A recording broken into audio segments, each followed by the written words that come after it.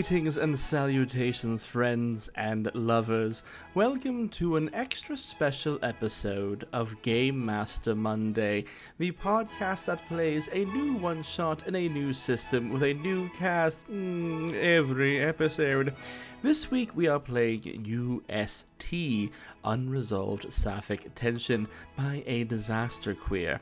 Tonight you'll be hearing 3 individual vignettes, using an abbreviated version of the game's mechanics. You shall be meeting the individual cast members just before their scene begins. But, to begin, let me tell you about Unresolved Sapphic Tension. Unresolved Sapphic Tension is a game about oblivious women-loving women characters who both have feelings for one another. Throughout the course of our scenes, our players will be using rock, paper, scissors mechanics to determine what approach they will be taking to drop hints to their true feelings. These approaches are processing, or turning inward to better understand your hearts, revealing, or laying yourself bare before them, and teasing, or whatever it takes to earn a place under their skin. Processing beats revealing, revealing beats teasing, and teasing beats processing. Whomever wins the rock, paper, scissors will give the other player a clue and become the initiator of that scene. It will be that player who decides where they are, how they meet, and how they drop a hint to their true feelings. The first player to receive 3 clues becomes the initiator of the final scene, where all truths are revealed. However, players also have the option to enter a dark night. Once per game, each player can disrupt the cycle of interactions by using this move, causing them to brood, ponder, and initiate a scene away from their partner. When the scene concludes, they must decide if they've grown closer together, in which case both players gain a clue, or drifted further apart, in which case both players lose a clue.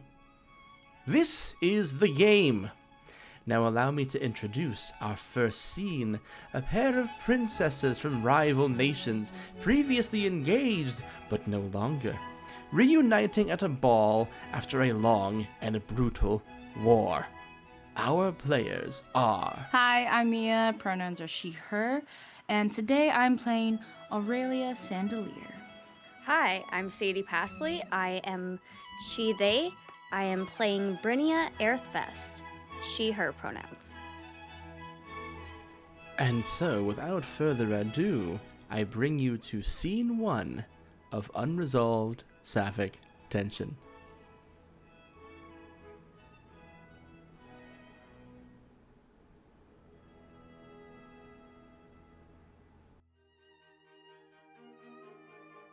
Brynnia has taken very few moments to herself,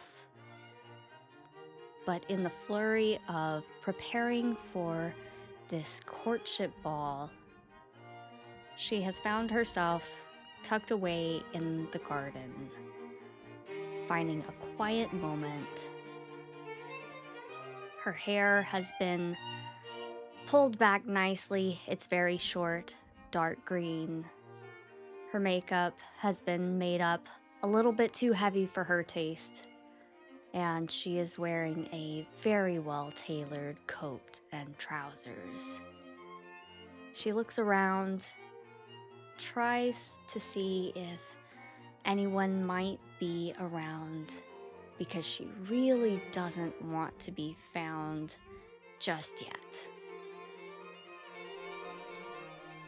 Aurelia is heading to the ball in a carriage, accompanied by her parents, the king and queen of Estrania,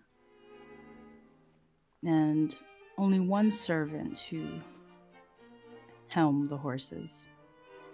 And she sits, hands placed in her lap, stoic, quiet, as moonlight pours in through the window of the carriage. We can see that she has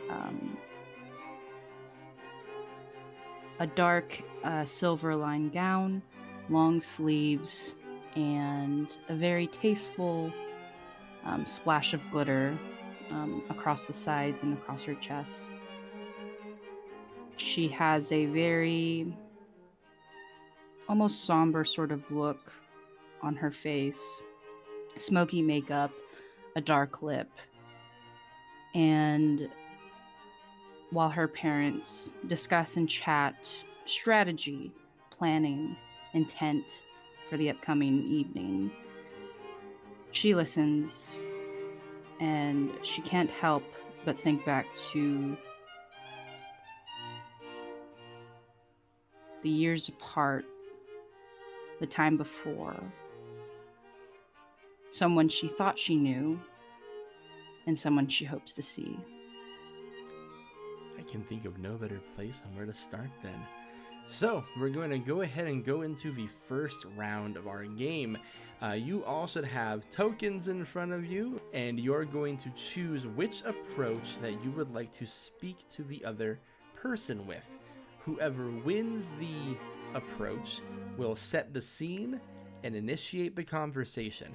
The other player will gain 1 clue. As a reminder, 3 clues means that they will figure out your whole deal. Aurelia has chosen to tease, and Brynnia has chosen to process, which means, Mia, you win this round. Teasing beats processing. So we will give a clue to Brynnia's character. How does Aurelia approach this other princess?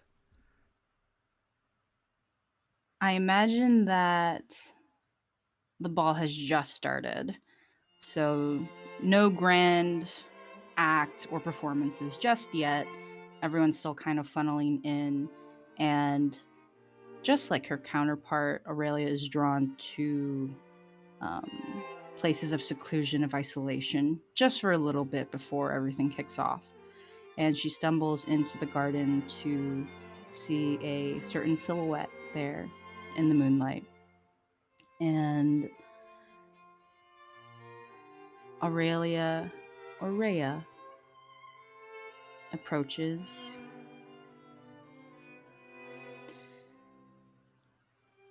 It is a bit stuffy in there.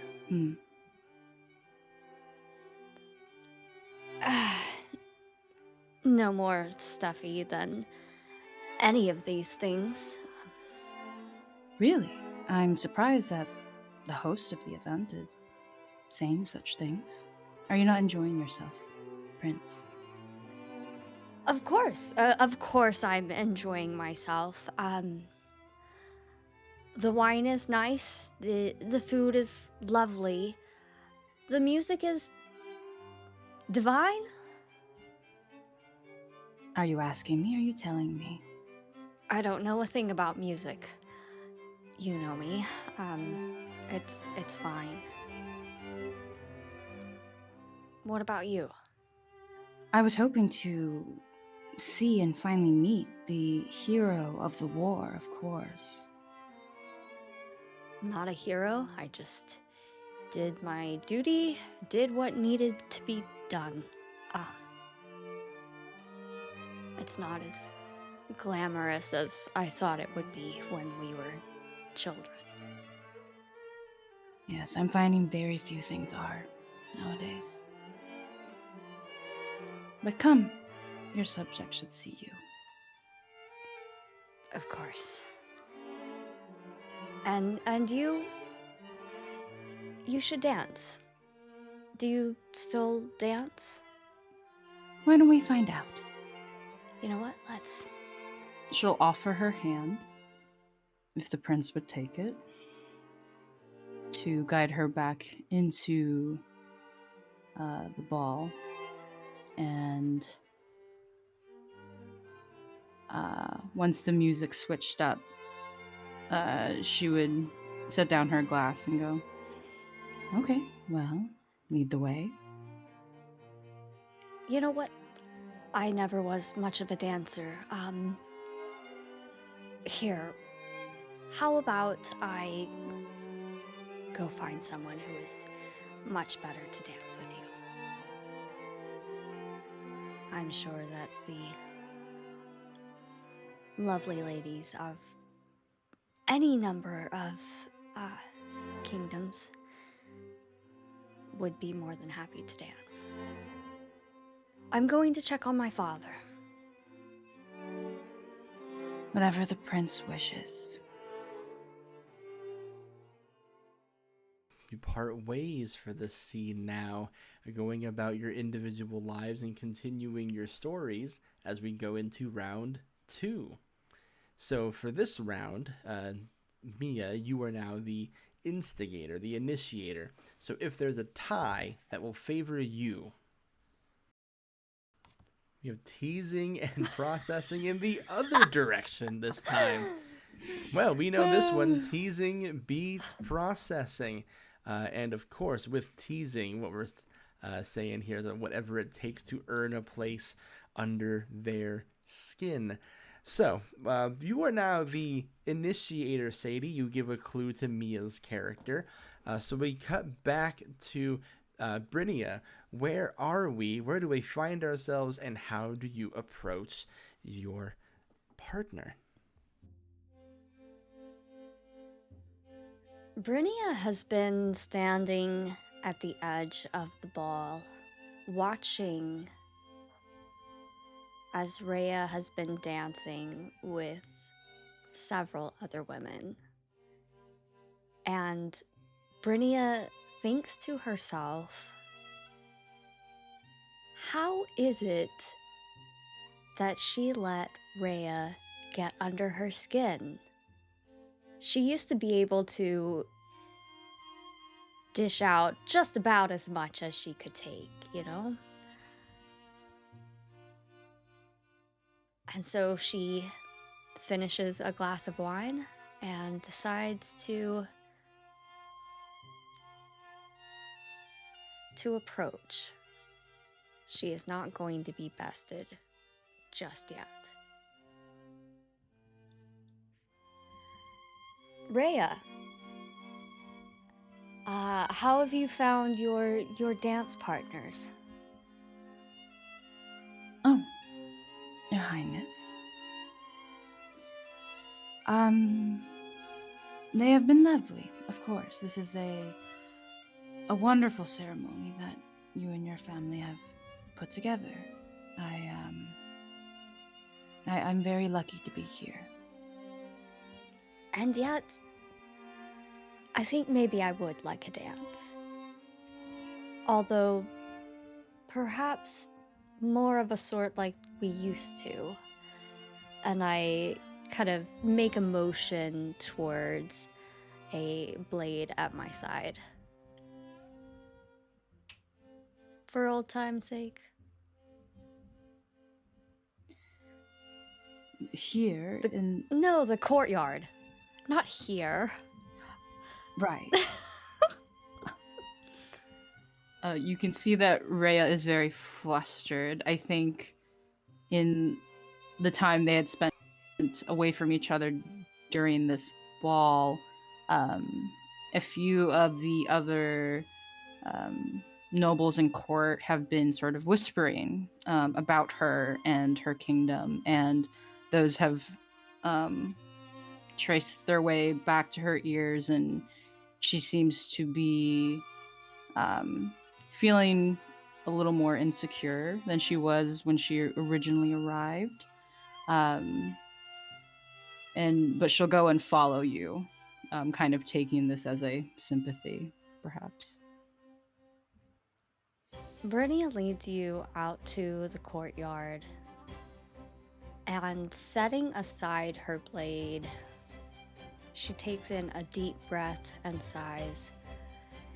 It really is stuffy in there. Yes, I suppose I've forgotten. Well, I did promise a dance of a sort, so... Do you feel up to it now? As long as you don't mind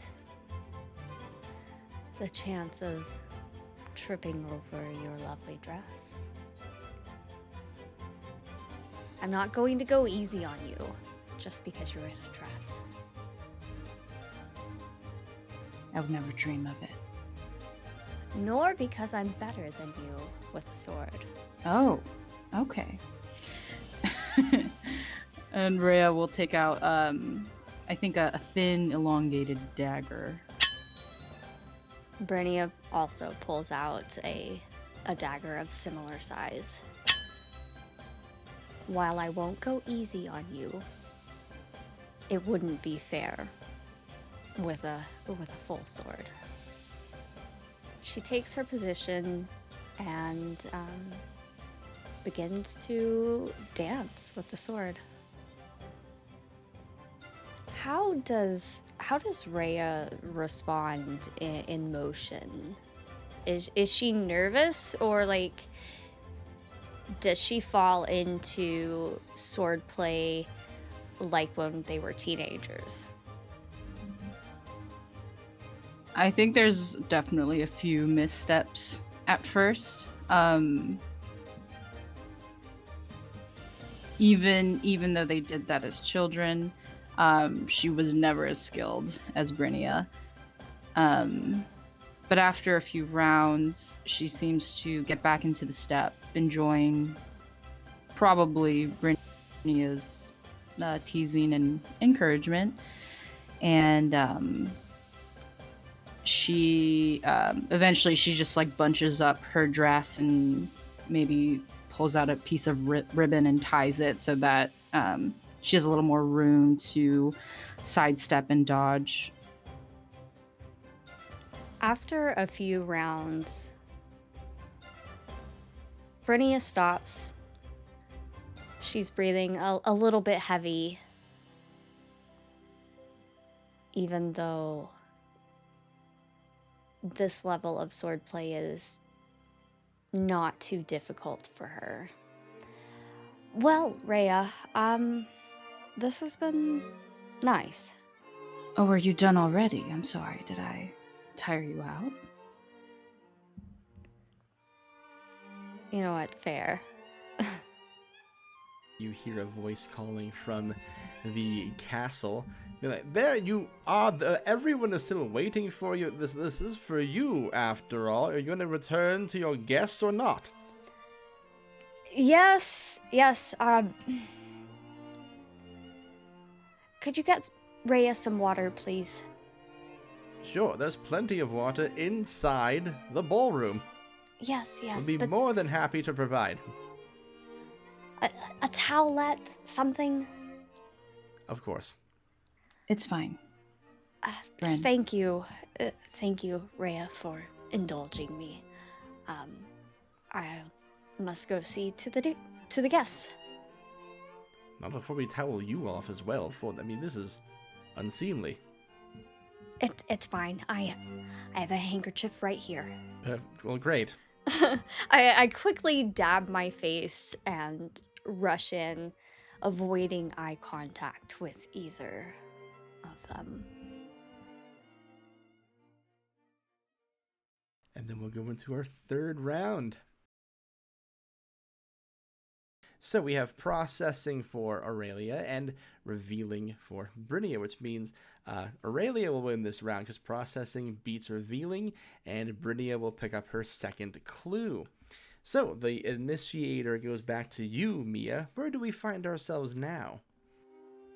After more drinking and some dancing, Rhea heads upstairs to, I imagine it to be like a second level that has like a balcony where you can see into the lower main floor. And she finds that Bryn, almost hidden amongst the shelves, maybe looking at some books or already with an open book in hand. And she'll casually come up, randomly picks up another book and goes, I don't really like this author. Do you? He's very intelligent. He has many good things to say, good advice, and yet he is ego ruins it all. I agree. So many words and no substance. You know, despite it all, I missed you. I'm sorry. Truly. You know, the Trovians have not found another mine. I don't think they ever will. No. And I believe that would make sense. It is now under your family's jurisdiction. Sometimes I wonder if things would have been different if I hadn't killed Bo. If you hadn't, I likely would not be here. Landrick loved him, you know. I remember. My sweet, kind brother. Loved that.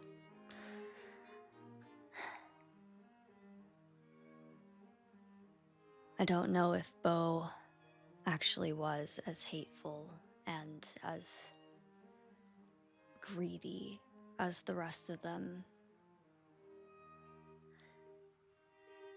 But I will never forgive the Trovian family for what they took from me.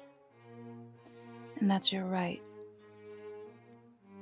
I barely saw the war. I only saw what was left of it. And I can't imagine what your people had to survive through. We've always been strong. The Trovians were never going to win. But it did last longer than any of us had ever hoped. It ended because of you. And I'm not trying to poke fun. I know that it was hard. And maybe in a different life, it didn't have to be Bo. It could have ended much more peacefully. But we'll never know. What we have is now. And now I have dozens of marriage offers, dances, drinks. All I ever wanted to do was fight. I looked up to my brother, but I didn't want his crown. And yet, here I am. Anyway, I'm sorry to put such a heavy conversation on you. it's much better than small talk or politely veiled insults, so. I'm learning how to do those. A little bit. Let's just hope it's better than your dancing. A knife to my spleen, why don't you? They'll notice I'm missing yet again. But of course.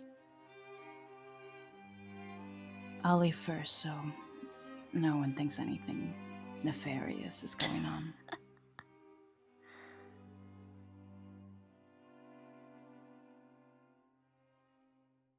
Heavy conversation in the library will bring us into the fourth scene with Sadie holding 2 clues and Mia holding 1. So you'll choose whichever approach you feel is appropriate.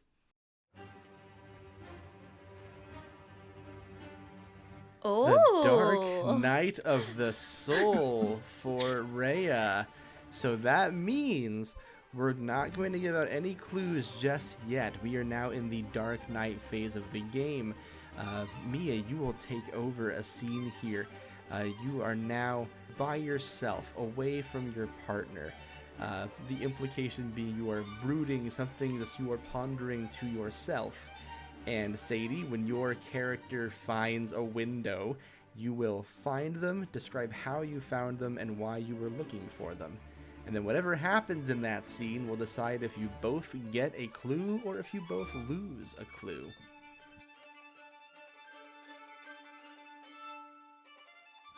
After the conversation with Bryn, Rhea feels adrift. She tries to slip back into the party mood of the ball and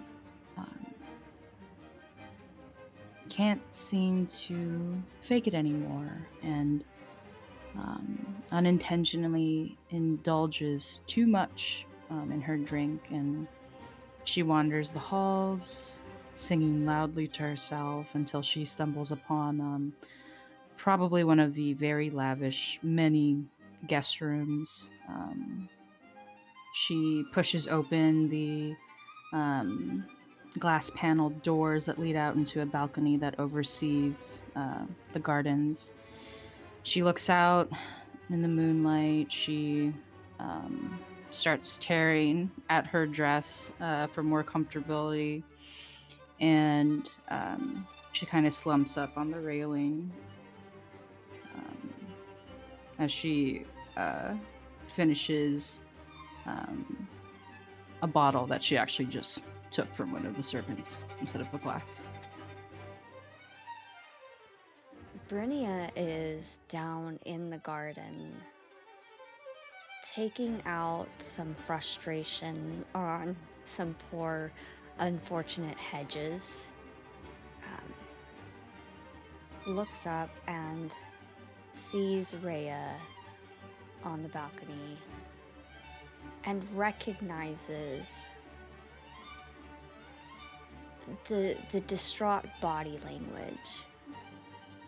It's been such a long time, and yet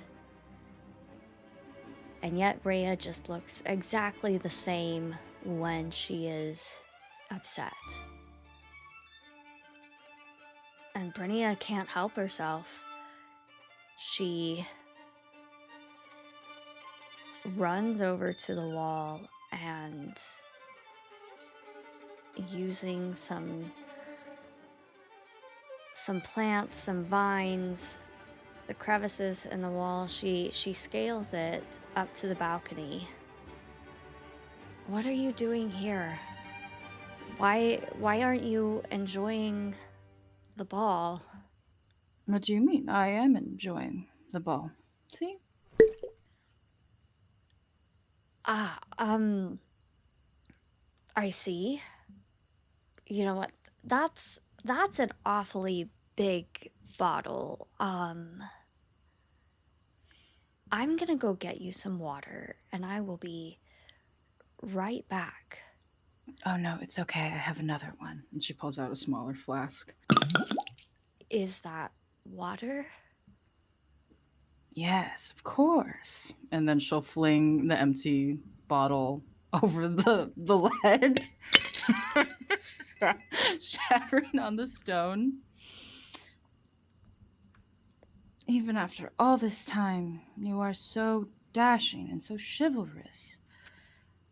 It's like no time has passed at all. That's not true, is it? No, it's not true. Chivalrous. Don't ever say that about me. Not when I didn't come for you. I'll admit, I dreamt many nights that it would be you to open those doors. But I never blamed you for it. I mean, how could I? You and your people and your brother and all my family could do is fall in line out of fear. Sure, they wanted to save me and protect me, but I helped make those weapons. Sure, they weren't going to last very long, but that doesn't mean that the death toll wasn't high. And I suppose I got in this pretty dress, did all this makeup, and for what?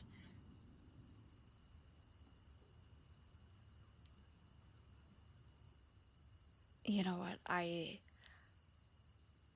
don't know what to say. I should have come for you anyway. You had no choice. But you did.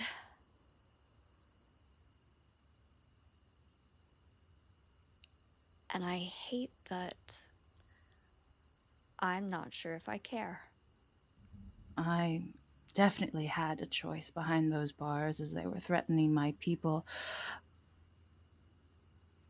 And who would expect you to? You wanted to be a fighter, you wanted to be a hero. So, as soon as the opportunity arose, no wonder you didn't think of me. I'm glad you got what you wanted. Got what I wanted? Rhea, we were children. I mean, teenagers, but we were children. And children dream of war and valor, honor, glory. At least I did as a child. I'm not a child anymore, Rhea. If things are different now, why do you still look at me like that? I can't bear it to look at you and see reflected in your eyes someone I don't see anymore. What don't you see?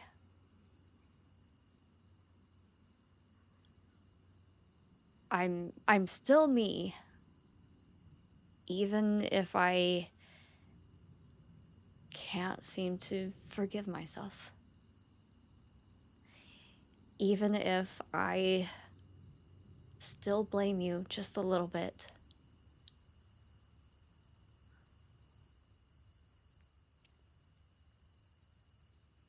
Please tell me I didn't change all that much.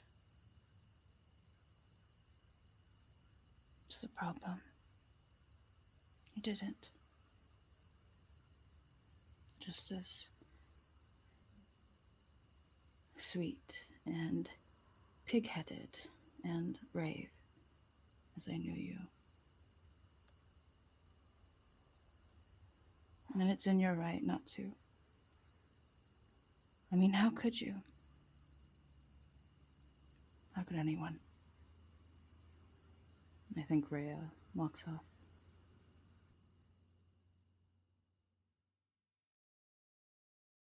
Rhea, do you feel that you grew closer to Brynnia? Yes, I think having that moment of passion together, even with the exchange of hurtful words, Rhea kind of sulks out in one of the many hallways and is remembering the good times that they had, and is also, though, considering how tough it would have been, not just in losing her brother and her soldiers, but also the mental toll that it would have been to not only survive that, but suddenly become the heir. And she realizes that even though their situations were very different. They were both still isolated in a way that, like before when they were teens, the one who knows them most is the other. Brynnia slumps down on the balcony and pulls out a pocket mirror to wipe her tears because she realizes that she has begun crying.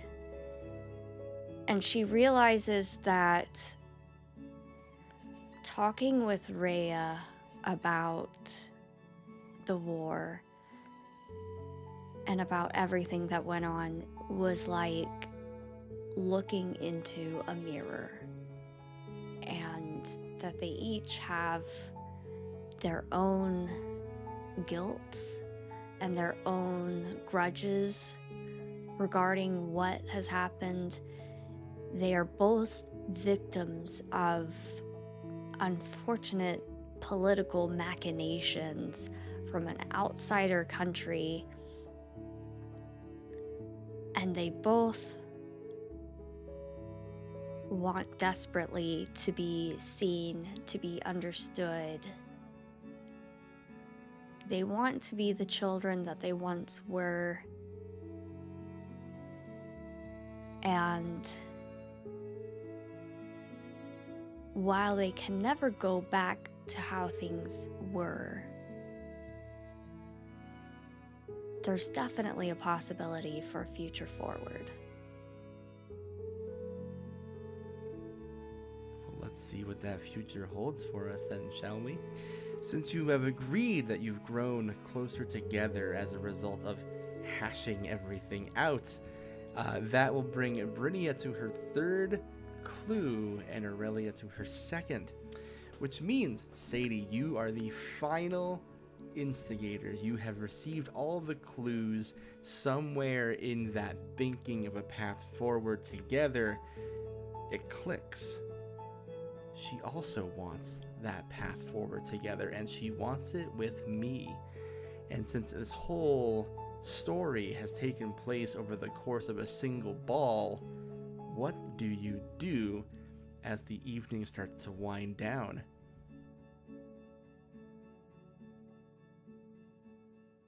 The guests have started leaving the ball, and Brynnia, realizing that she may lose her chance to connect with Rhea, starts frantically running out into the drive, trying to find Rhea's carriage. She sees carriage after carriage peeling out, and she's not sure exactly which one is Rhea's. And then she storms back into the ball, and instead of finding Rhea among the guests leaving, she finds Rhea loitering among the servants who are cleaning up. Rhea has not left just yet. Oh, goodness. I thought you might have left already. You're here. Yes, it would seem so. I thought I should get some water after my embarrassing display. Rhea, you have a towel. But here, let me get you some water. Because even if it's an excuse, you do still need some water. Rhea, I'm sorry. I think that, you know what, I've been so cagey with you tonight.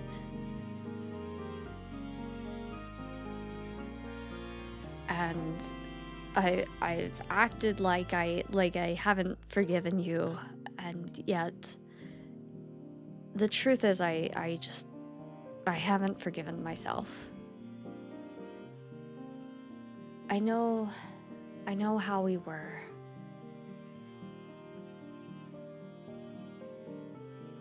And I know what I would like. And I would like to be the person that... You know what? No. I don't want to be the person that you knew when we were children. I want to be a better person than her. I want you by my side. You're not joking. No, of course not. But if you want me to joke, I could mention something about how, you'd have the Trovian land as recompense for, the time that, you spent with them. The time I spent with them. Please, Bryn, I want to be a better person too. And I can't think of anyone better to be by my side to make that happen. But I want you to be sure. You know what this would cause amongst the court. Rhea, truth be told, my parents have been hoping that we would get back together after all this time.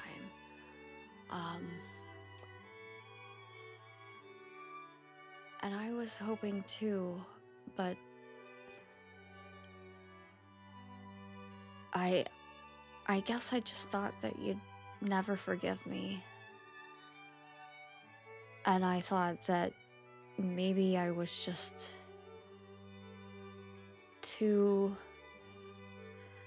broken, too cynical for someone like you. I thought that maybe I'd just settle for someone who was a pragmatist and not worry about it. But that's not what I wanted. Are you sure? I can be serious if you want me to. Rhea, you can't be serious for too long. Who would doodle in my notebooks? That is a good point. I will admit, my artistry has sort of declined with the war and all. But how hard is it to draw two circles and an oval?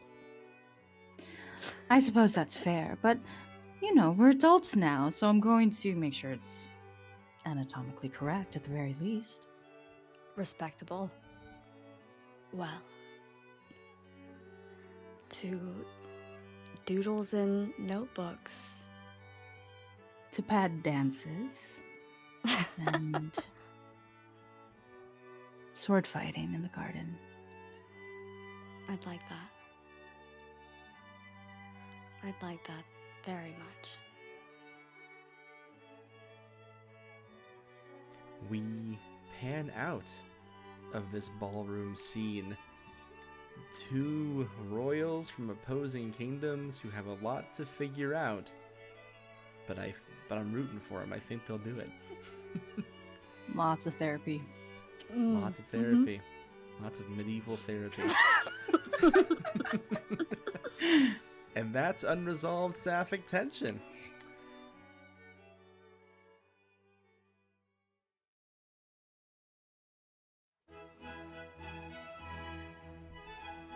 Ah, a wonderful tale if I do say so myself. We must move on to our next story, but first, I'm here to briefly introduce you to an ad. Please enjoy this message from our friends over at Mythcraft the Podcast. Welcome back to Mythcraft the Podcast, the ties that bind. I'll cut you in on the action. Bribe, extort, threaten, it doesn't matter, just make sure they're on our side. Finding informants to report back to you. We need someone inside. Got a long road ahead of us. It's gonna be a bloody one, but blood runs thicker than water. Nyx is going on a fishing expedition. I won't tell anyone that you gave me this poison. It's a remarkably simple process of feigning a slight stumble and placing this thorned earring. That's unbelievably dangerous. Yes, this is a test. I'll deal with them. She's going to... Nia's gonna get up. Oh, no. Nia's gonna walk across the room. It's not... No. Nia's gonna stab one of them in the shoulder. Oh. Whoa. Cover me. What? Just cover me. Cover you how?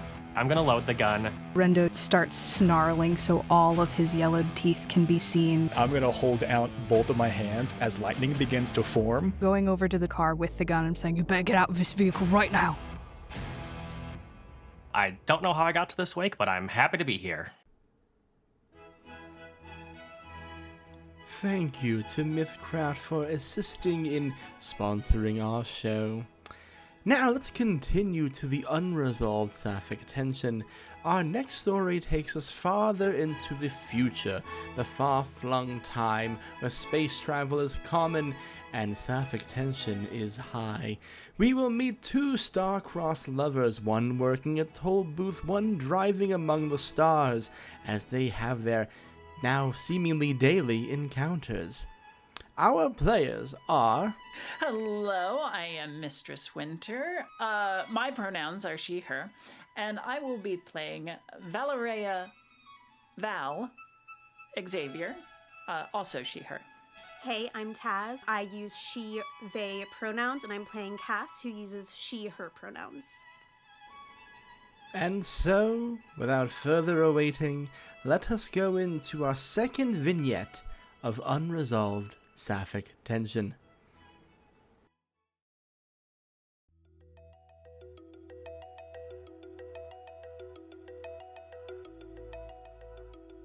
What is there to say about Val?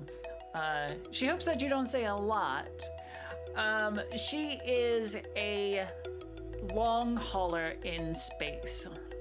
Essentially, she drives a shipping truck here to there, planet to planet, delivering goods. She's relatively new at it, but has settled into the role after a couple of trips. There may or may not be some sketchy things that she is transporting on behalf of some unsavory people, but Val is a very colorful, flamboyant spirit. Loves a lot of color despite living in a world of steel gray in her cockpit.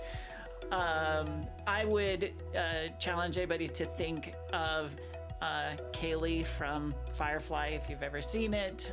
You know, the whole mechanics jumpsuit, and but like pops of color everywhere. She has this blonde hair that she's got pulled into two messy pigtails, and they look like they've just been dipped in a color. Currently, it's a blue that is kind of fading into green as it does.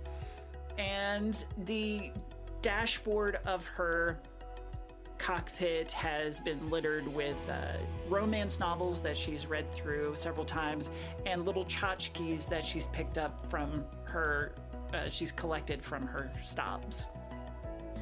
Cass is a toll booth worker at the Achilles Interstellar Space Station. She not only works at the toll booth, she lives in a little dorm room attached to the toll booth. She lives a pretty mundane, boring life. She would describe it as such. But Cass herself is a mid-20s girl with golden skin, dark curly hair. She loves comic books, reading them, writing them, making her own. She doesn't do a lot outside of the toll booth, so you can usually find her just chilling in her big beanbag chair in her room, scribbling and doodling and doing whatever she can to keep herself occupied between spacecrafts coming through. With that, with your characters established, we're going to start crushing. So you're going to pick an approach for your upcoming interaction and then act out that interaction. The winner of the round reveals something of their true feelings for your scene partner, and you grant your partner a clue.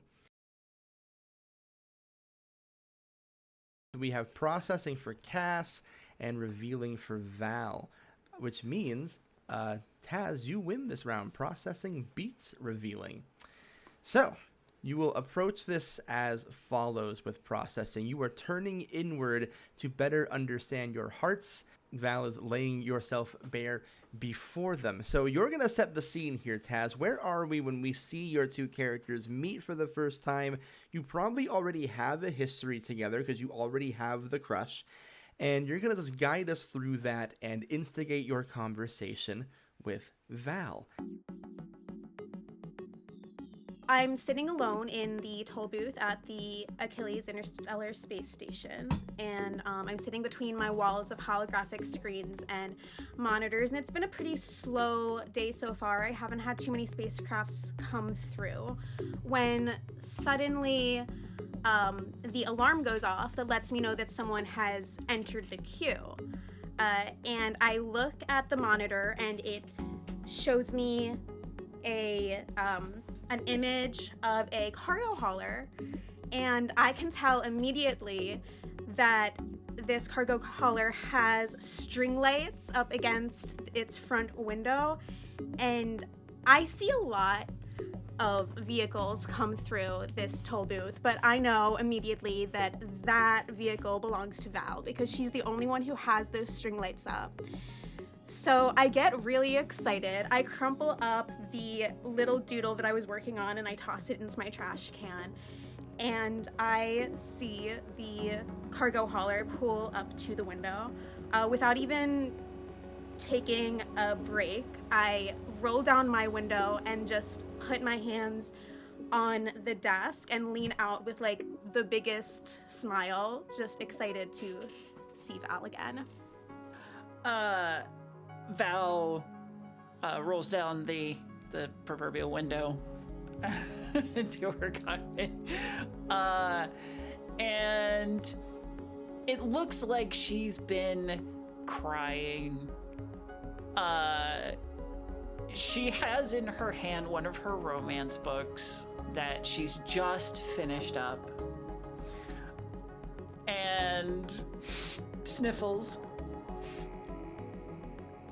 Hi, Cass. I'm sorry. I am like such a mess right now. Cass is immediately concerned, which maybe she shouldn't be, and she starts to overthink that. This is just some girl who's come through her toll booth a couple of times, but she's crying, and I'm really worried about her. So I'm going to grab my little box of tissues and hold it out and be like, "Are you okay? What happened?" Oh, no, I'm fine. Really, I just, I get into these moods on occasion. I close the book and kind of hug it to my chest for a moment. This one was just so sad, and it corresponded with Crater's Edge's new ballad, which just was heartbreaking. And I don't know, is it too much to say that it kind of reminded me of you? Time freezes. I stand still. I don't know how to react to that. My heart begins to flutter a little bit, thinking about Val, thinking about me. And I go to the only place that brings me comfort, and that is saying, wait, Crater's Edge has a new ballad? Oh, Right. Yeah, you said last time that it hadn't been airing on your planet's radio. Or the kill, yeah. This yeah, it's a really great ballad. It's called Lost in the Nebula, and it is absolute comet. I just absolutely love it, and but you'd have to listen to it, and you'd totally know why you kind of came to mind. But could I listen to it? Oh, sure. Val sticks her head out the window and looks past her trawler to see if anybody's really waiting. Slow day, so nobody's waiting. I can afford a few minutes, so press on my console to play the song again, which has been on repeat for at least 10 rounds so far, and crank it up a little bit. And it is this heart-shearing melodic pop ballad that makes her start crying all over again. She listens to some of the lyrics about stars in her eyes and traveling across galaxies to see each other, and Cass is like, this makes you think of me? Well, I mean, Cass, Cassiopeia, the star constellation from the Milky Way galaxy. Yeah. Wow. No, she just references Cassiopeia, the stars, it's all awkward, and so it makes you think of me, and it makes you cry. I mean, not the thinking about you makes me cry. I was mostly crying over my book. Right. Right. I think the song is beautiful, and I really like that it makes you think of me. Oh. And as soon as I say that, I feel in my heart that it is the truth. I know that I've thought about Val, but I never thought that Val thought of me back. Val kind of twists a finger through one of her pigtails, anxiously, just totally lost as to how to respond. She lets the song finish playing out and stops it. And how's your solar week been? It's been pretty much like this. I've been pretty slow. I drew a couple new comic strips. Oh, really? Yeah, nothing crazy. I kind of glanced at one where there is a girl featured that has pigtails, and if you look at it close enough, maybe it looks a little bit familiar, but I'm never going to say that. Val kind of checks out some of your new artwork. Anything as good as that? And she points to the sketch of the band members of Crater's Edge, the piece of art that you gave her the first time that she came through your lane, that she has a magnet holding up on her bulkhead, and it hasn't moved. You can see that the dust has kind of created a little window around it as long as it's been there. Wait, you kept that? Well, of course. I mean, one, it's my favorite band. You know that. Well, duh. And, you're good. I like your stuff. I like that you like my stuff. think that's a great spot for another shuttle to come pulling up behind yours, Val, and it becomes apparent how long you have spent talking to this the station worker, essentially an intergalactic toll booth, if you will. And yeah, you see the headlights of another trucker behind you, essentially. Yeah, my alarm goes off again. That once again signifies that someone's in the queue. So I pull out the scanner and I say, I need your point card. Val will offer it for the quick scan. Almost unable to take her eyes off Cass for a long, long moment, but then forces herself away to tuck away her card. Safe travels. And I let out like this long sigh that's a little bit disappointed because that interaction did not last as long as I would have liked it to. But I know that I have work to do. Yeah, I'll see you soon. And rolls up the window, ignites the engines, and pulls out of the station, headed for whatever drop point has been assigned to her this time. And off we go into the next scene. We have teasing for Val and for Cass, revealing. Now you will once again be the one dropping the clue to Val. And since you started revealing, your approach will be laying yourself bare before them, saying something true. And of course, Val, you will be teasing whatever it takes to earn a place under her skin.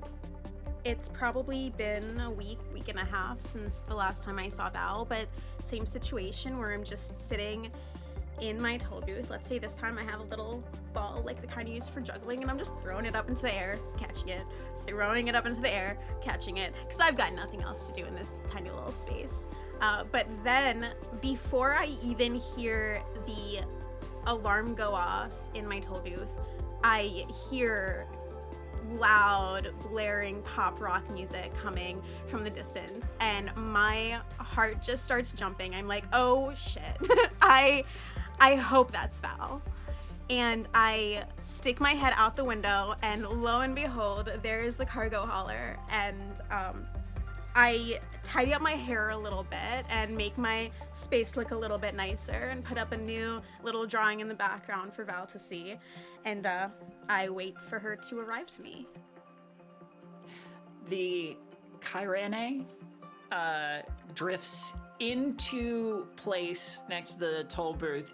The window is already down, already safe within the space station's little atmosphere, artificial atmosphere. And Val is leaning on the window, just all grins and sly smiles. I am so fidgety because what the fuck, that's so cute. But yeah, I see Val and I can't help myself. I just have to say, hey Val, you look really cute today. Really? I mean, under all of this grease and dirt. Maybe it was just the way your head was laying, and the fact that you're playing my favorite band, and that you're just generally adorable. But yeah, hi. Welcome to the Achilles Space Station again.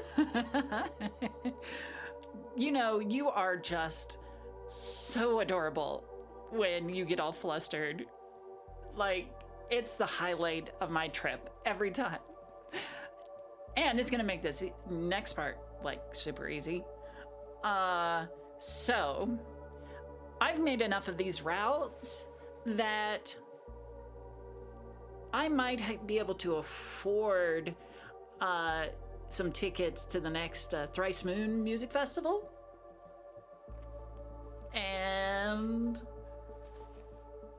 I don't know if a certain person would want to go with me, but... You say a certain person and her demeanor falls. She's like, oh, do you have a good friend that you're thinking about taking? No, no, I don't have anybody else. Like, this girl is totally friendless. Like, wait, then who are you talking about?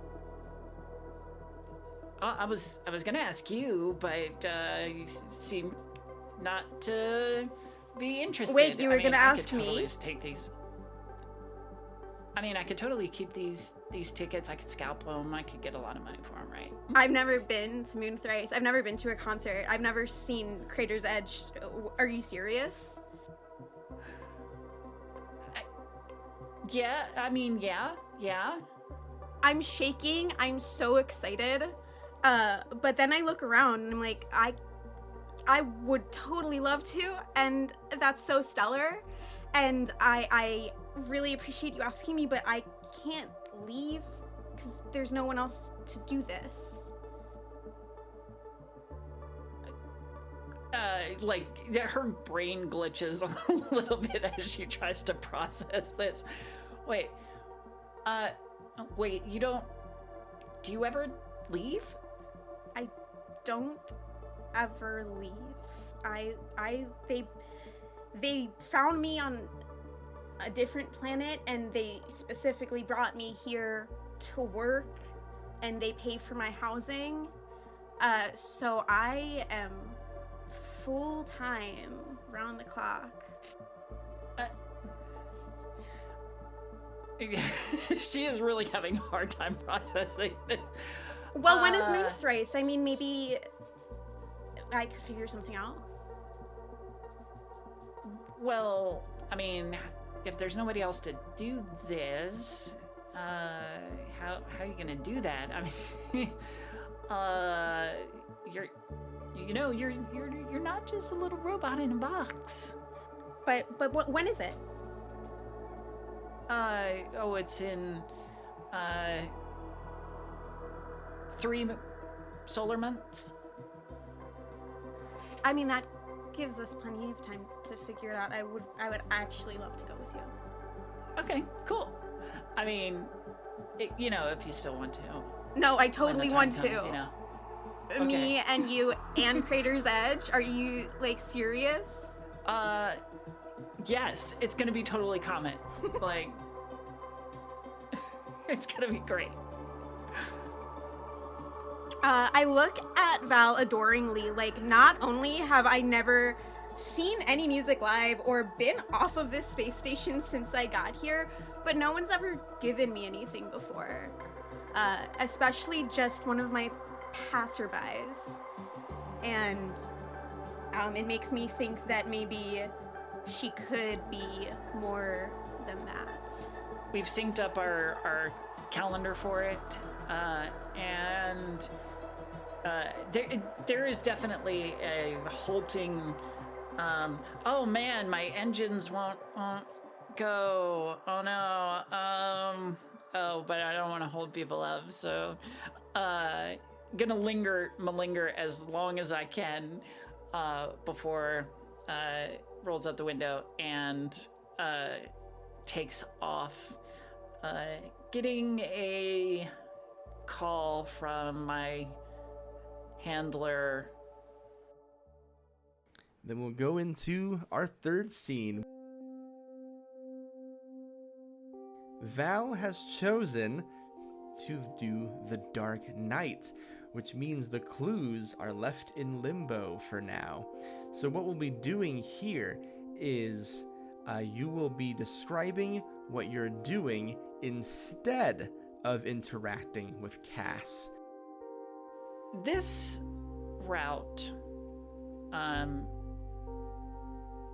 Val has been briefed that the contraband that she is shipping is high visibility. So people are on the lookout for, if not her specifically, then whatever she's hauling is on people's radar. In this particular way through the toll booth,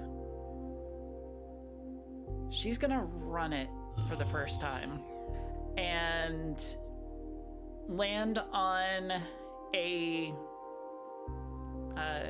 an inhabited asteroid nearby to make the drop. And the entire time that she's there, trying to get whoever is supposed to pick it up, whatever universal mob is claiming the goods, Val is constantly glancing toward the station, both concerned for the authorities and also concerned and wondering about her, the object of her affections. When the cargo hauler speeds past me, I'm kind of caught off guard at first. That's not something that happens very often, and it's a little bit scary when it does happen. But at first I just think, oh, another person trying to get out of paying their tolls. But then I look at it as it drives past, and I see the dented door and a little flip of the string lights, and I realize that's Val's hauler. And I'm terrified. Like, did something happen to her? Is she okay? Did someone invade her ship? So the space patrol is already on their way following the hauler because that's what their job is. But I'm gonna radio them and ask them to let me know what happened. Me and Bob, the patrol guy, are pretty close, so I mean, there's pretty much just the two of us here. You know what? I was totally on a call and just totally blew past. Didn't mean to, didn't see it. I mean, yeah, sure, okay. Everyone tells me that every time. You still have to come back and pay the toll. You still have to come back and pay. Oh, yeah, of course. I will do that right now. Yeah, I mean, I there's not a lot that I can do about it, but I do have to give you this, and he hands you like a green piece of paper that say, all right, you have to display that in your front, shield, the glass, for the next couple of weeks, so we can note that you previously ran. As long as there's no further infractions for a month, you can take it down. But for now, we just have to mark that you did that. Come on, Bob. What? It's my job. I get to do two things, and this is one of them. You know what? You've been so nice, Bob. All right. I will put it in, and she puts it in the front windscreen among a gaggle of her baubles and stuff, so that it is not visible, like, at all. And she climbs in, and so I'll meet you back at the station then. Yes. You gotta follow my car back to the station. Oh, okay, sure. And you feel important. Let's just go along with it, would you?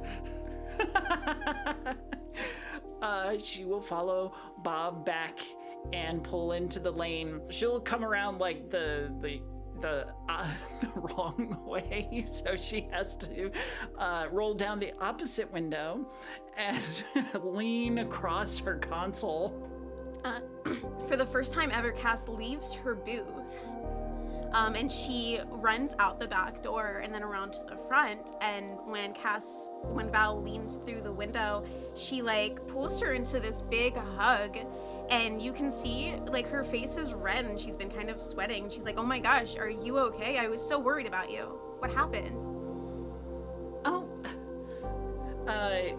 Val is very surprised at this sudden display of affection and care. It is something that she has not had a lot of before, and she doesn't know what to do with it. But she's not going to turn it down either. So she returns the hug somewhat awkwardly,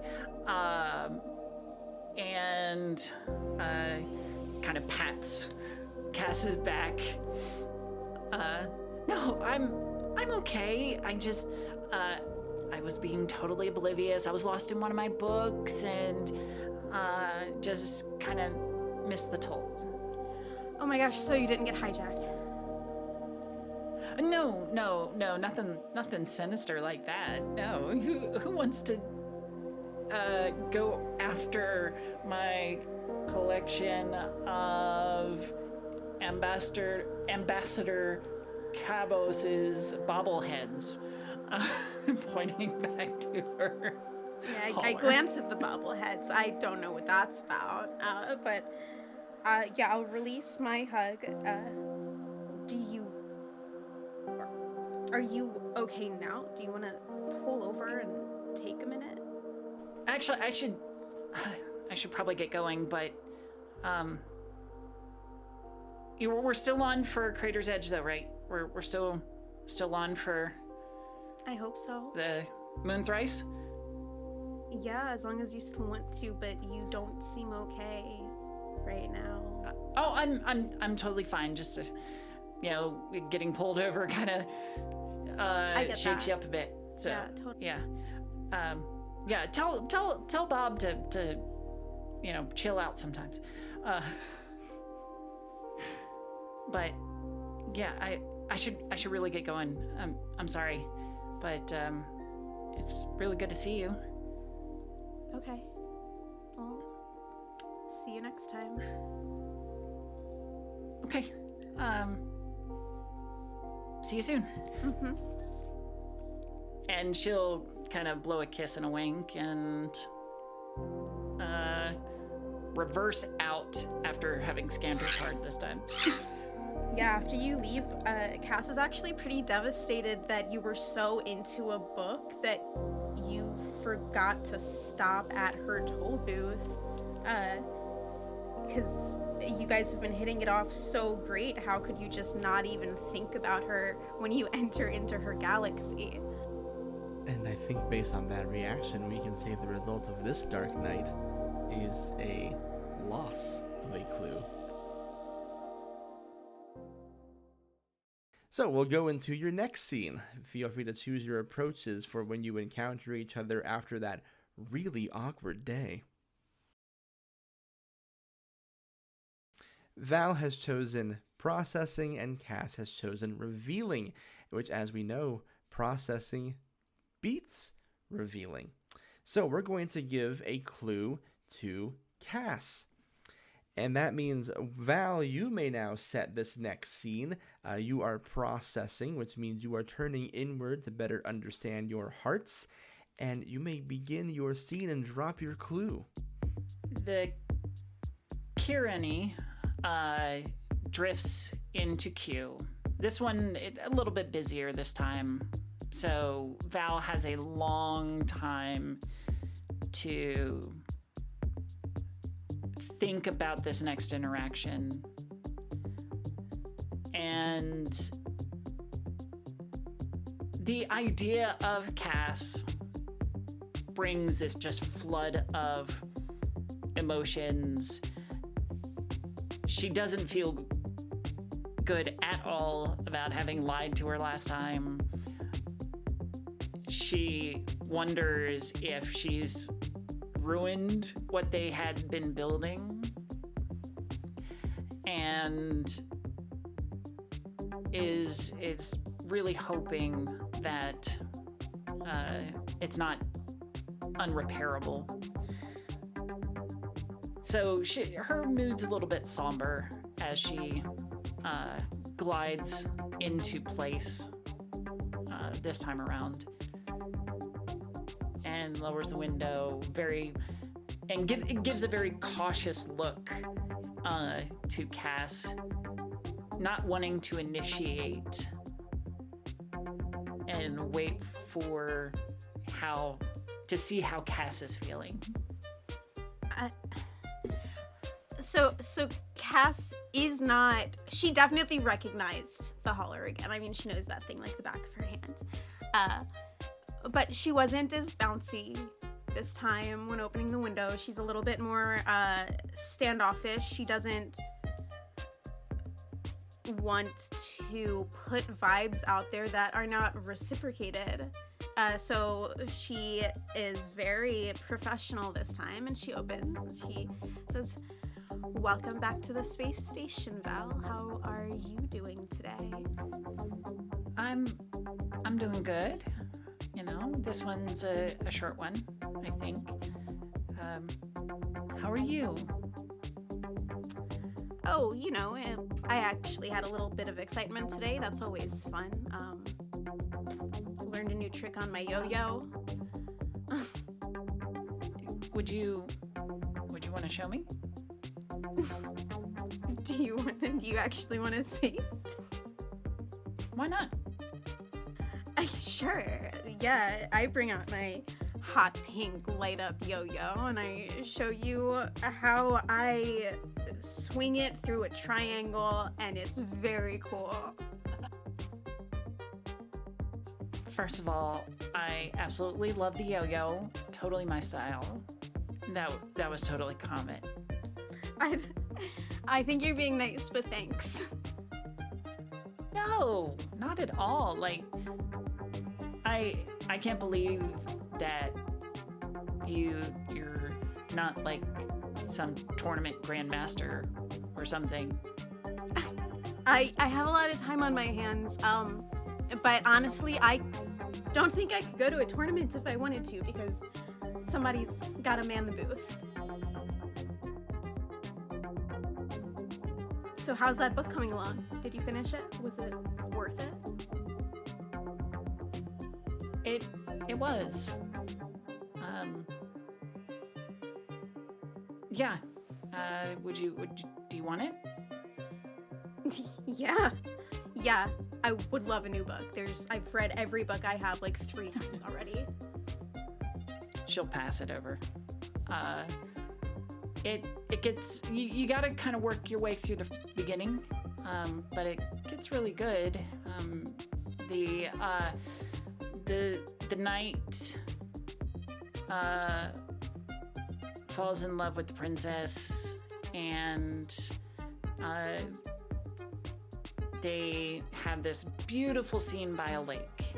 When I take the book, our fingers brush, and I feel like a jolt of electricity rush through me, and everything that I had lost suddenly comes rushing back into me, and I am suddenly really excited again.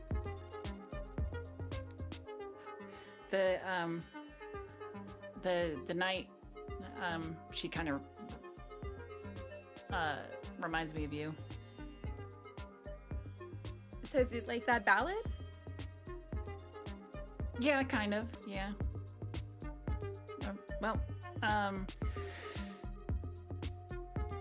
See you next time? Definitely. Okay, let me know what you think when I come by. I will. Window goes up, and she kind of waves through the dirty glass before she takes off into the universe again. And I sit back in my chair and I grab hair from both sides of my head and do this like fake quiet scream into the air, like, what the fuck is happening right now? Because I cannot get a grasp on this girl.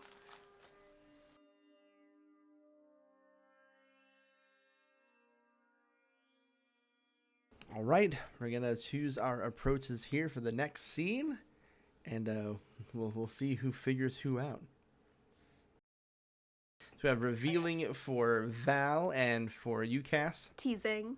Teasing. Okay, so revealing, of course, beats teasing, so that's going to be a clue given to Cass.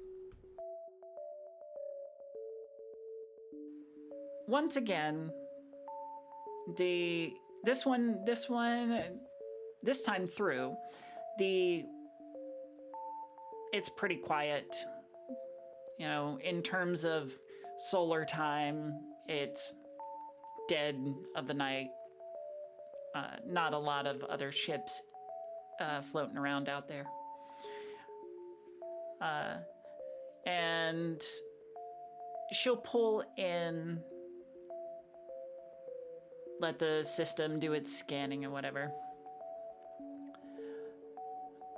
and lower the window.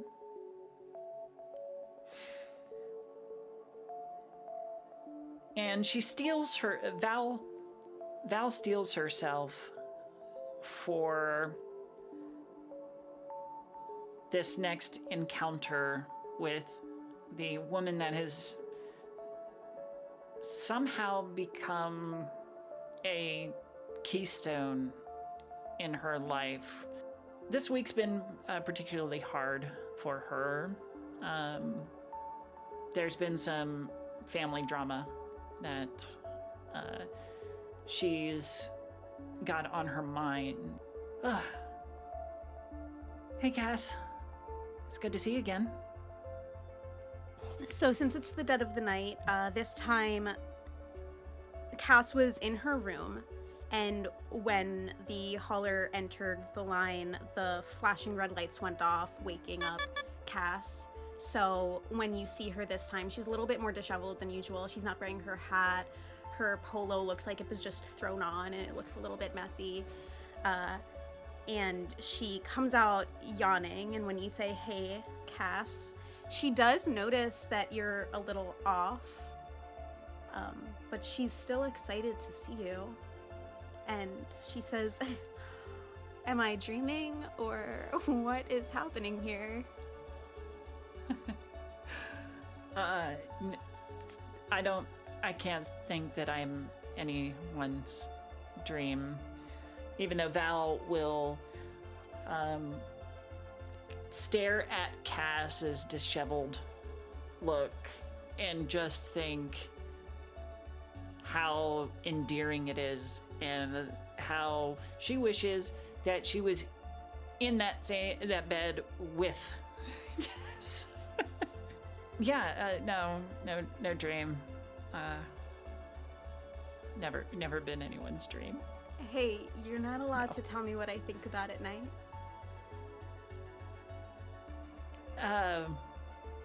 I mean, fair. I wouldn't want somebody telling me what I can dream. So how are you? You look upset. Oh, well. I've been dealing with some family stuff. My dad is the one who got me into trucking, and it's hard to feel like there's somebody who depends on you, but yet they don't appreciate it. And I don't know,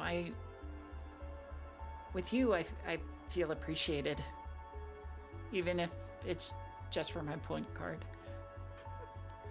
I appreciate that you brighten up my day, and I guess my nights now too.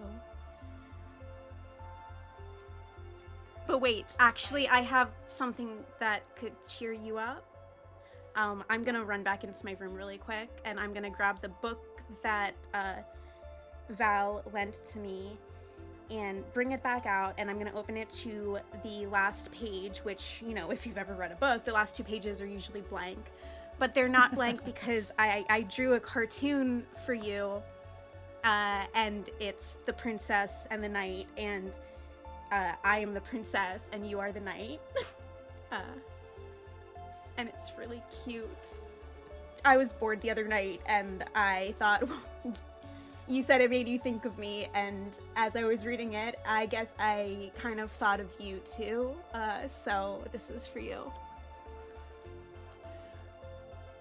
Val accepts it very delicately, like it might fracture in her hands, and she looks at the artwork, and what she had imagined while she was reading this book, and how the thought of Cass and the story of this book melding together in visual form just sends her spiraling over the emotional edge, and she will practically leap out of the window, throwing her arms around Cass's neck in pulling her into a tight hug. I was gonna make myself the knight, but I kind of feel like I'm stuck in a tower sometimes in this toll booth, so it just made sense. It's still perfect. Thank you. You're welcome. And she'll pull back and wipe away some tears, smearing grease across her face even more. I'll help you wipe away a couple of the tears that you missed. And her eyes will just be glittering, not only with her eyeshadow, but with grateful tears. And she'll pull back, realizing that she's really exposed emotionally here, so she rewinded a little bit, but not enough to completely disconnect. You know, you're really talented, and I can tell that you're a hard worker because you're always working. You know, you don't have to do anything that makes you feel unappreciated. Just as much as you're stuck in this tower, I think I'm kind of stuck in this job. Well, I guess if you ever need to escape, you know where to find me. I do. And I'm grateful for that. Now I'm gonna need you to scan your point card. How many times through do I have to go to before I get a free one? The trick is actually pulling into the space station and spending a night. And then you don't have to pay the toll. And you know, at like the hotel, there's a hotel for long distance travelers. It doesn't matter. What's been said has been said. Her face turns bright red as she realizes that in some way you just propositioned her, and she doesn't know what to do with that. I'm sorry. That was very unprofessional of me, and it was an accident, and I didn't mean it, and I think I'm just really tired and should go back to bed. Yeah, I should probably get going. Thanks again. And she holds the book to her chest one more time before she places it in a kind of place of honor on her dashboard. See you next time. I'll be here. Have a good sleep. Thanks. So, with things said, clues given, our current points here are Cass with 2 clues and Val with 1. When you are ready, begin your approach. Teasing for... Mine was revealing. Look at that. Revealing does beat teasing. So no matter what happens after this round, we will learn something true after this one. But in the meantime, we go to you, Cass. Just another day at the toll booth. In one hand, I'm throwing a ball up in the air and I'm catching it. In the other hand, I've got a yo-yo going up and down. And lo and behold, that cargo hauler that I recognize, it comes right back through. And I am dying a little bit inside because I don't really remember what I said. I was exhausted and tired, and sometimes in the middle of the night, you don't process the words that are coming out of your mouth.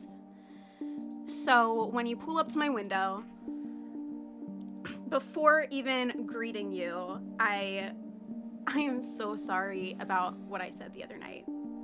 I don't want to say that I didn't mean it, but it was really forward of me, and I'm so embarrassed. Hey, It is all good, babe. Like, this is just fun. And you looked absolutely adorable last time. How do you just get out of bed and look as fabulous as you do?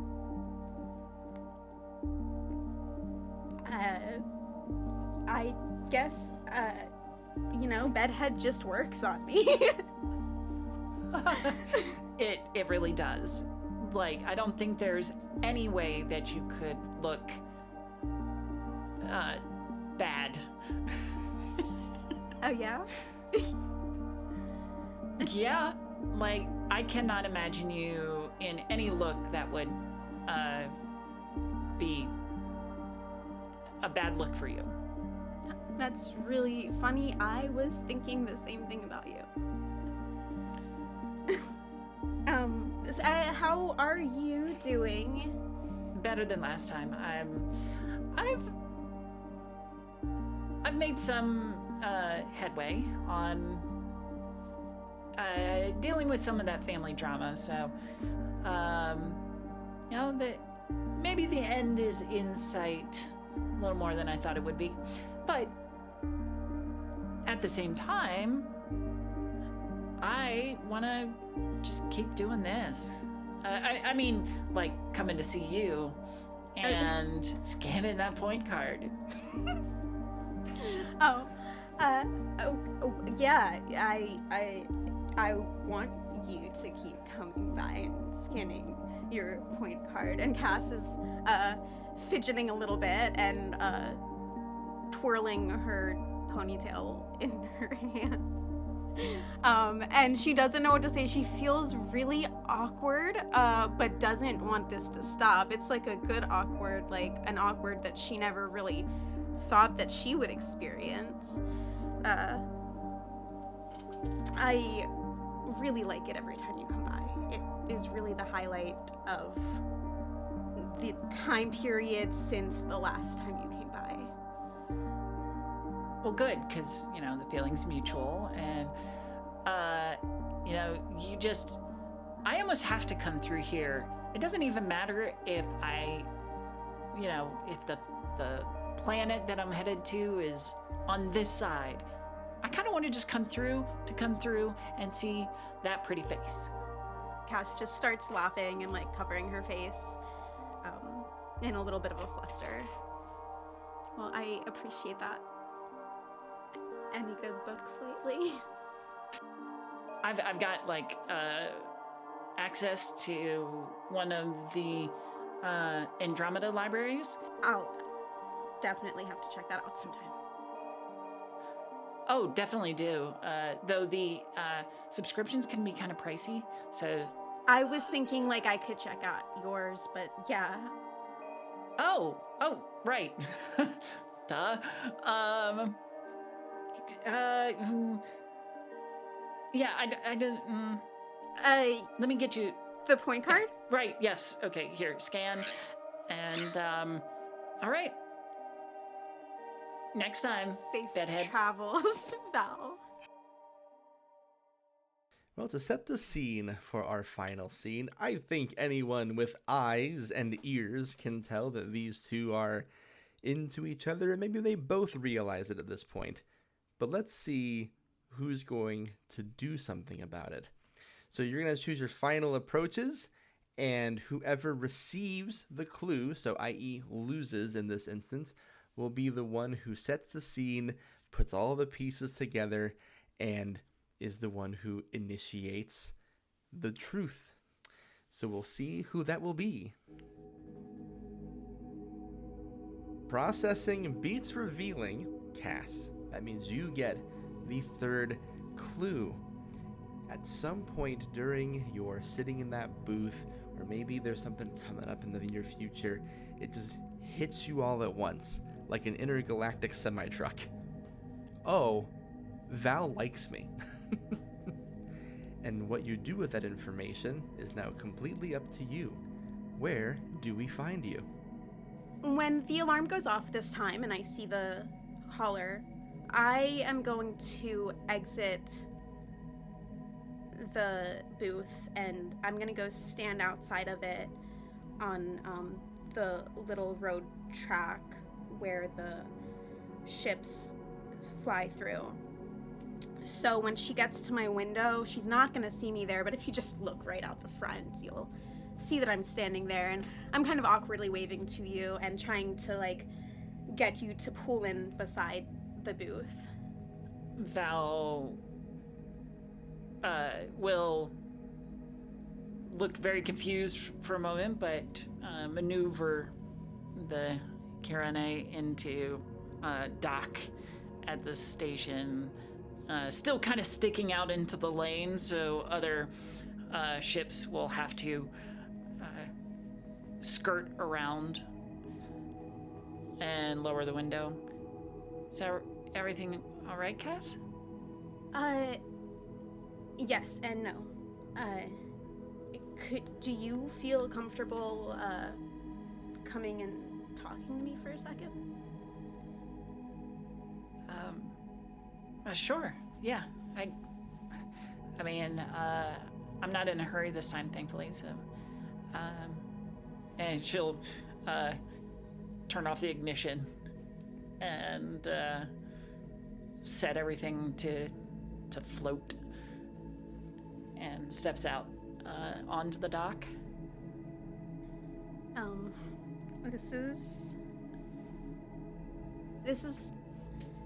listen, there's no way that our paths crossed and brought this light into my life just to throw me back into darkness every time you drive away from me. Every interaction we have brightens my day, and I can't wait for the next one.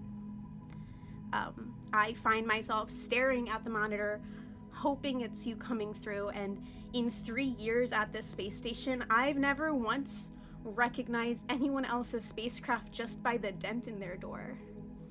And I don't want you to just be another passenger passing through my life. I don't want this to just be a blip. I feel like the stars aligned so that we could meet, and I don't want to let you go again without telling you how I feel about you, which is that I don't want you to go. I want you to stay, and maybe not like forever. Well, maybe, but I want you to hang out, and I want you to come in and listen to a whole album with me, and I want you to sit so that I can draw your eyes without having to remember what they look like just from the image in my head. And I want you to read a book at my desk and tell me how you felt about it when it's done without having to wait 3 days after you read it. Whatever this has been, I want it to be so much more than what we've been given so far. Val takes all of this in, her face reacting to the various admissions and dreams of things that you'd want to do together. And all of it is a mirrored desire and want to do those things. But there's this undercurrent of increasing sadness that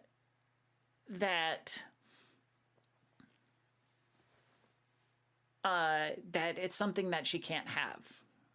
I'm not going to be coming back, Cass. Oh, yeah. Yeah, that's also another version of how I thought this would go. Totally. No, it's not you. Like, if I had my way, if I was completely free, I would want all those things. I would want you to draw me because you're amazing. I would want to be right at your side every day. I last time I wanted to be in your bed with you, looking all disheveled and cute. I just I've been put on a new route, and it's I'm gonna be gone for much longer, and I won't need to come through here anymore. No. But I don't think so. What?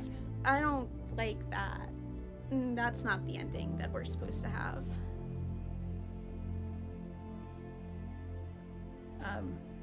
So what would you propose? Something different. Stay here with me. Let me come with you. You would want to come with me?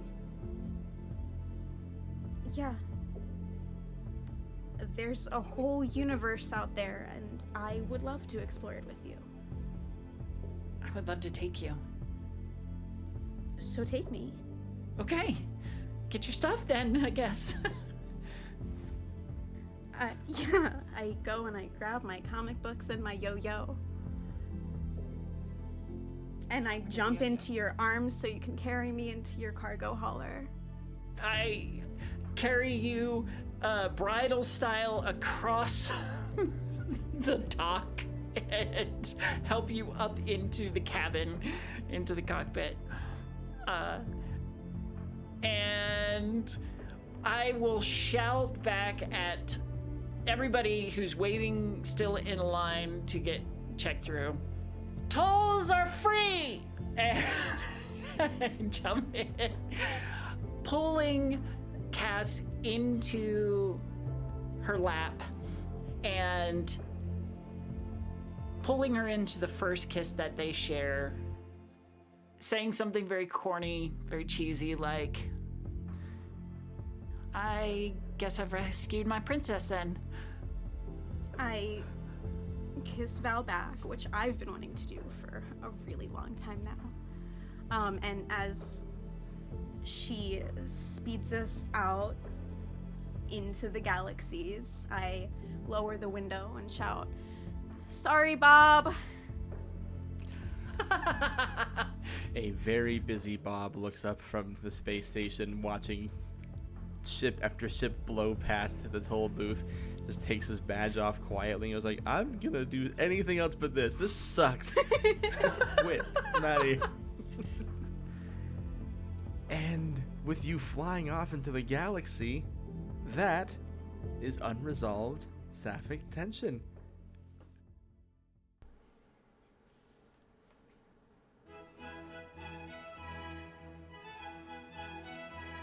A joy to see such young love flourish in the stars.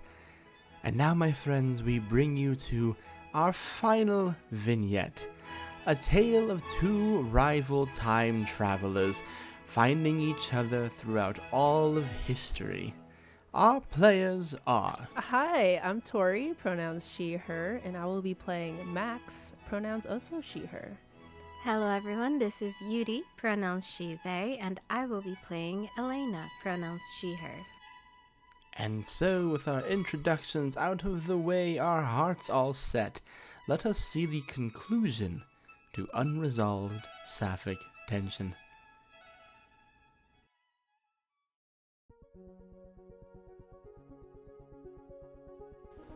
Okay, so Max, short for Maxine, very much gives the kind of butch mechanic vibe, always wearing a different set of overalls. However, immaculately clean overalls, dark skin, dark hair, shaved at the sides with a intricate kind of cutout of a clock with different times, hands, again, shaved on the side of the head. Hands are clean, there's always some kind of smudge of oil or grease or something on her cheek. A pocket watch in the front pocket of her overalls. And she is kind of like the muscle, if you will, of building a time machine that might have somehow worked. And that is how she knows our next character. So Elena is in many ways very, very different from Max. She is definitely shorter than Max, though her presence tends to make people overlook that often. She is Hispanic, has the sandy skin, though it's very obvious she doesn't spend a lot of time outside.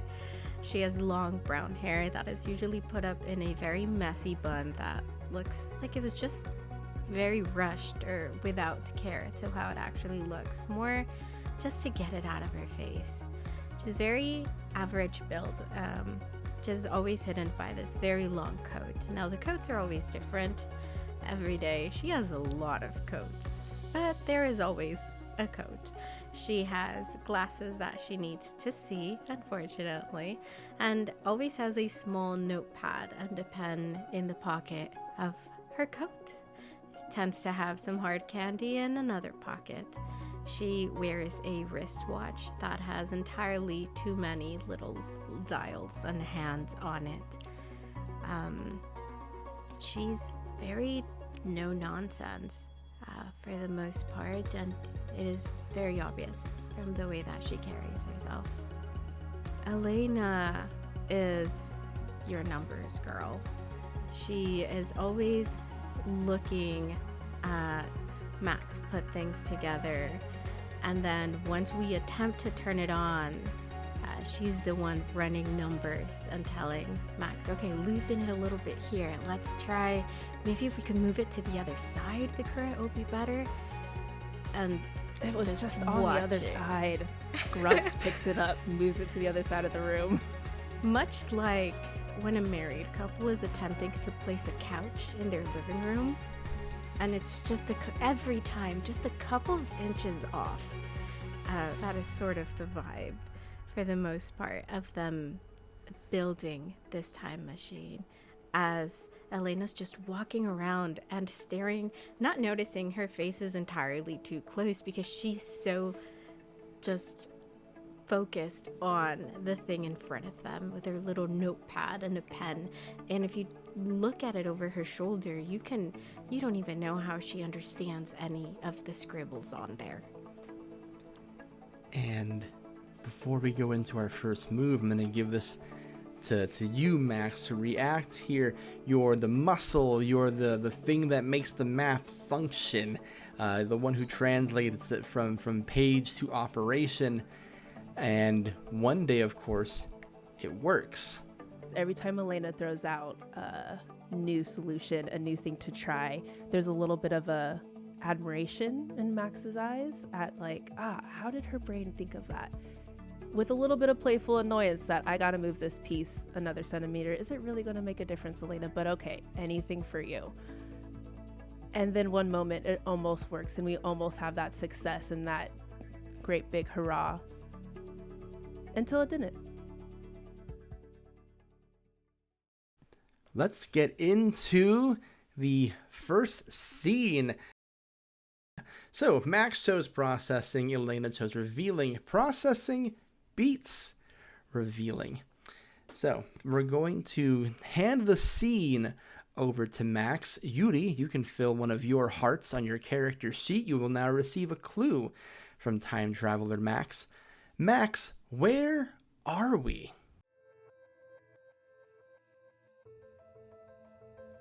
We are in the lab where Max and Elena spent many hours together working on their time machine. It's a year prior from machine working, let's say. A year prior from present day where we started.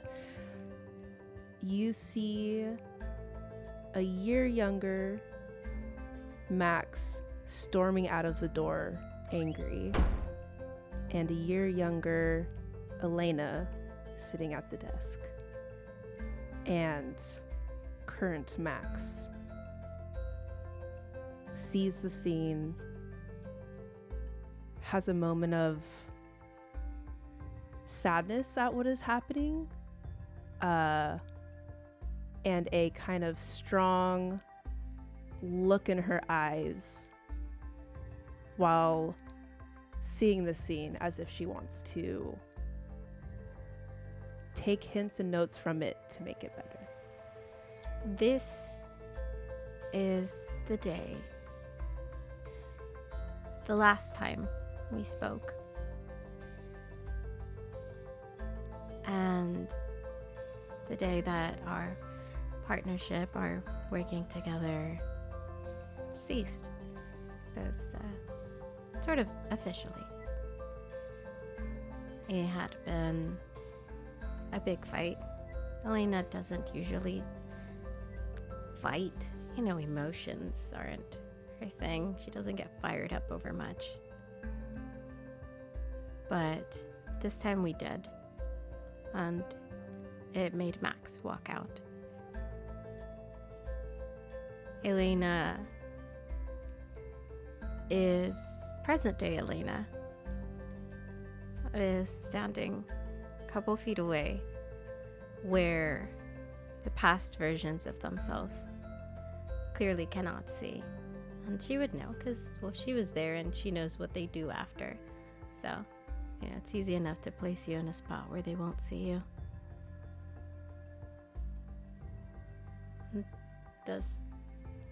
I suppose Max would have been the first, present day Max would have been the first to spot present day Elena as she's just staring at a year ago Max storm off.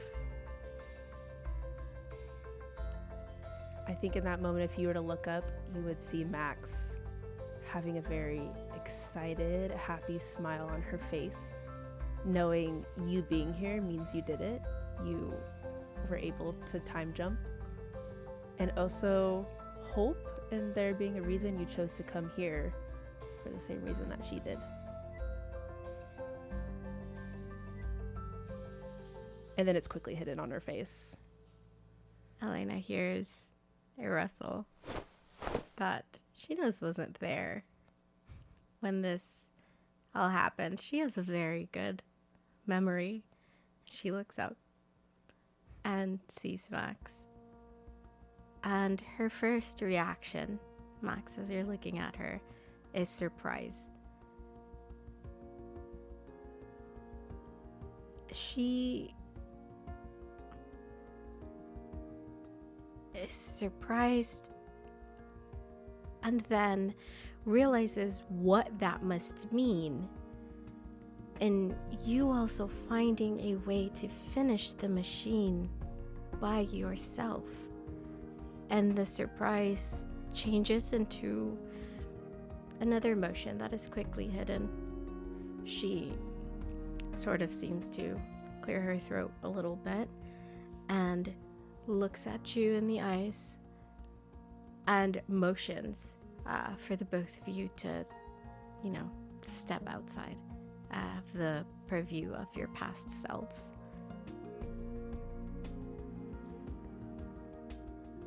You did it.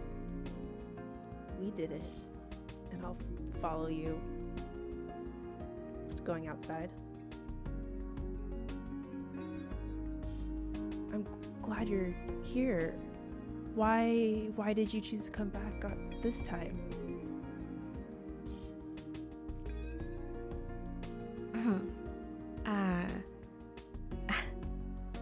I wasn't expecting to see you here.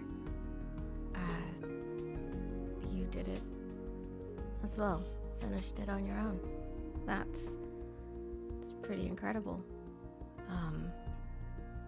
And she's just avoiding your question entirely.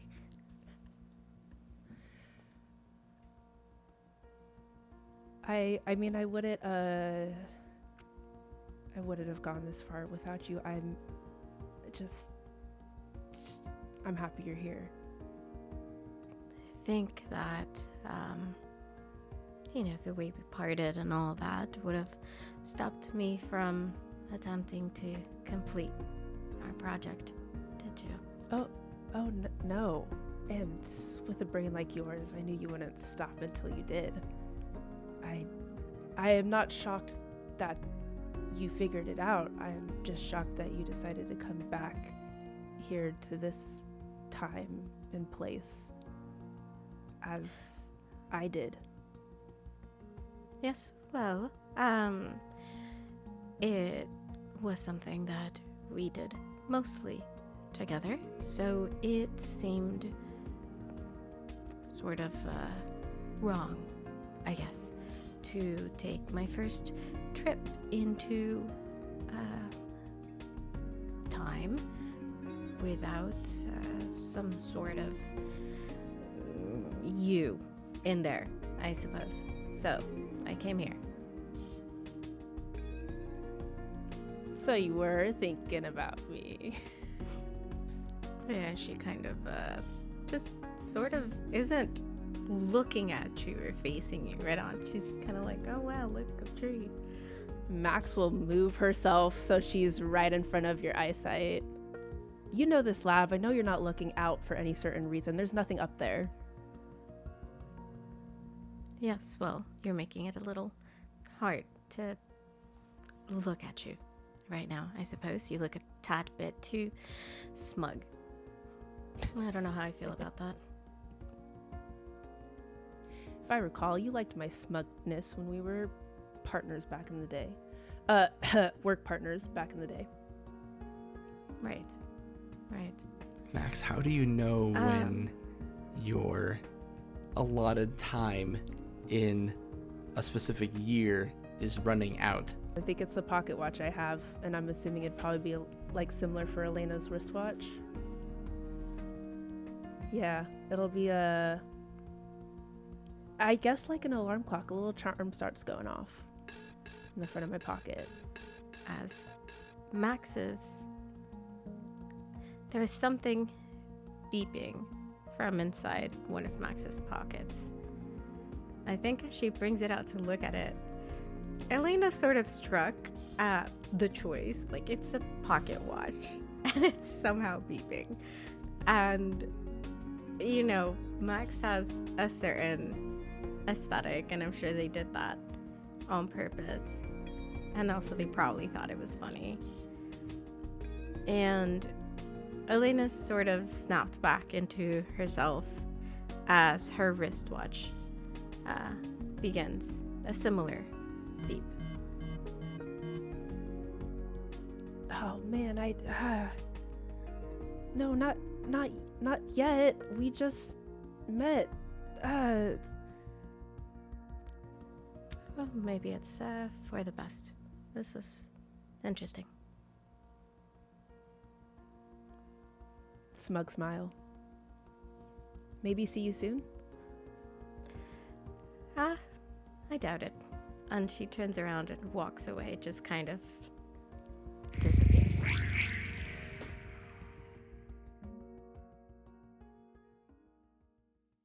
All right, let's go into our second scene, shall we? We have teasing and processing. So, you win again. So that mean I win again? Teasing does beat processing. So another clue is given to Elena, bringing her to 2, and Max has chosen teasing, Elena's chosen processing. So Max, you are again the initiator. Where in time are we now? All right, we're in the middle of a dance floor. It's a club scene. There's a disco ball hanging from the top. There's a jukebox playing some tune that sounds like it's coming from the 70s. And Max is starting to bust a move and is wearing still overalls, but now they have a funky, like, yellow color with some flowers painted over them. and she's rocking an afro in this timeline. Elena had spent a lot of time, a lot of time to her, sort of sitting back in their original time in her home, just thinking about that first encounter and sort of all of the implication behind it, and decides that she spent a lot of time thinking and hurting and needs something different. And unfortunately for her, the most different thing she could think of is this one thing that Max used to tell her about how she wishes that she could go and be in that era and experience like the discotheques in that area and how much fun it is. And so Elena thinks, yeah, I could have fun. I need fun. Sure, let's give that a shot. As she puts on what she's attempting to make an outfit out of things that she owns, which is very hard. So she wears a skirt that's more like a pencil skirt. It's like some heels. The only pair of heels she owns. Like, yeah, totally. As she clicks on her watch and is transported. She obviously has a coat on, but this one is very colorful and very fashionable, very not her usual self. She wanted to try something different. She enters this disco and is immediately regretting all of her decisions that brought her up to this point. Oh my gosh, that is so many people. That is very loud. I should have brought earplugs. I should have thought this through. I usually think things through. And as she is trying to make her way across the dance floor to where she assumes the bar area is, because she definitely needs a drink. It'll help with the noise, right? That's how this works. It'll make it more bearable. That's what I've heard. And as she's walking through the dance floor, she spots a girl that looks a lot like Max. Well, you spend a year avoiding me, and now you keep chasing me across time and space. Hey, Elena. No, don't look away. I know you saw me. Oh, hello. I had no idea it was you. I could barely hear you. It's so loud in here. I just wanted to do something different. Obviously, has nothing to do with you. Right. Just something I remembered that you mentioned, and I thought it would be good for me to try it out. Though I am entirely regretting that decision. I'll give like a gentle little hand on your shoulder. Hey, I'm proud of you. I saw you looking at the bar. Do you want to go somewhere quote unquote quieter? Oh, if there's a place away from this very loud noise. You call music? Yeah. Yes, absolutely. I will go up to the bartender, who I am already friends with, and going to get myself a drink, and I want to get like a something like a hot toddy, like a spiked tea, and bring it back for Elena. The bartender, also afroed, is just like looking back at you, very 70s outfit, like black dress shirt, silver vest, huge pants, and is just staring back at you like, this is like a regular bar, but I can see if we can make tea back there. Sure. I don't know, she just really likes tea. We didn't go out dancing a lot. Is there something tea adjacent you could make with alcohol? Oh, I mean, Yeah, I could make like, okay, so I have like tea leaves back there. I could do something with like, I don't know, like I could do a whiskey sour, but infuse. Oh, I have a lot of ideas. I could run to the back of the bar. Thanks, Grant Liam. Turn back That's to my name. My parents couldn't choose. He comes back with a concoction. There's like a steam off of it, but it's not hot. And he goes, I think this will work. I don't know what it is about your vibe specifically, but it made me really want to try. So I think this will work. I'll just take it and pass it off to Elena. Okay. You're not trying to poison me, are you? Do you want me to try it first? No, it's fine. That's fine. You wouldn't try that anyways. Not your vibe, I suppose. This is alcohol in it, right? Right? Elena, have you never had a drink have before? Usually wine, and under very specific circumstances. Like, yeah, this is fine. And she begins to sip on it.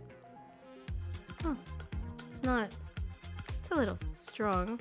Stronger than my usual. Not half bad though. And she just keeps sipping on it. Look at that. You create a time machine and suddenly you're loosen up a little bit. As I've mentioned, I have had wine before, and that was entirely before we even had the idea of the time machine. Okay? Look at you trying new things. Yes, Okay, here's one for you. Have you ever tried the hustle? Like the hustle. Yeah. Like, are you time traveling trying to make money? Is that why you finished it? No. That is the dance. Quite the dance. Preposterous, actually. The dance. They're playing the song right now. A dance called The Hustle. Yeah. Have you tried it? You're trying new things now. You seem to be following me. I am most certainly not following you.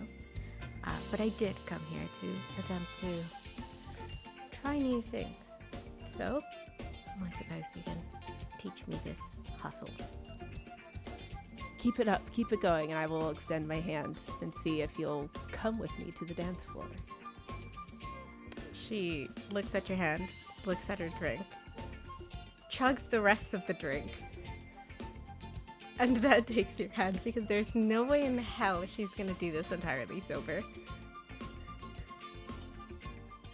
My God, I didn't know you had it in you.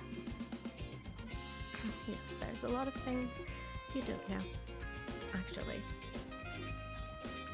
I think you would see Max still teasing, but in a way that is gentle if you would know her. Like gently teaching Elena to make sure she's still comfortable, but trying to teach her the little moves to this dance under the disco ball. She looks absolutely ridiculous, by the way. I want to make that very clear. Does she smile at all? Because Max would be looking out for any sense of enjoyment. I think it would probably be towards the end when she starts actually getting the hang of it eventually.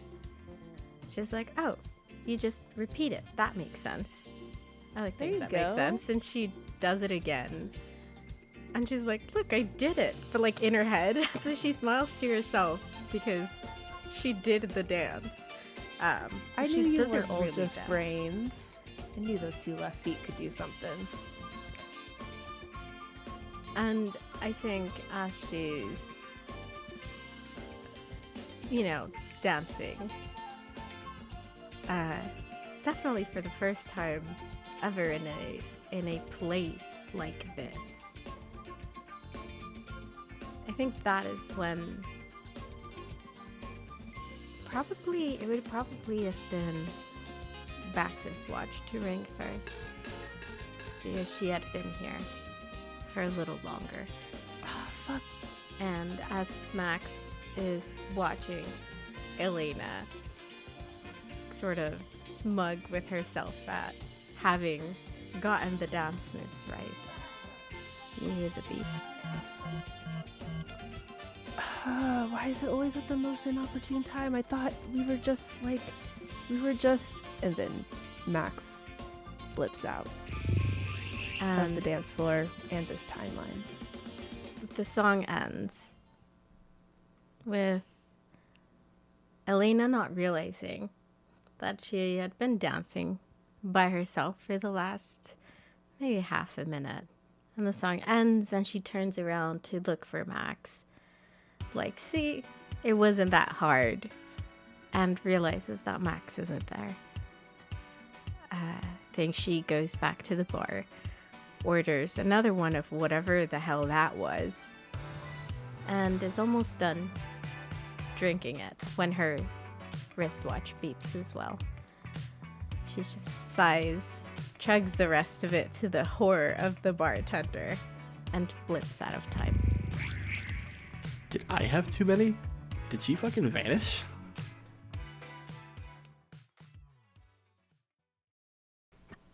So we blip out of the discotheque, and that will bring us into our third scene. Elena a bit more clued in to Max's feelings than Max is to Elena's.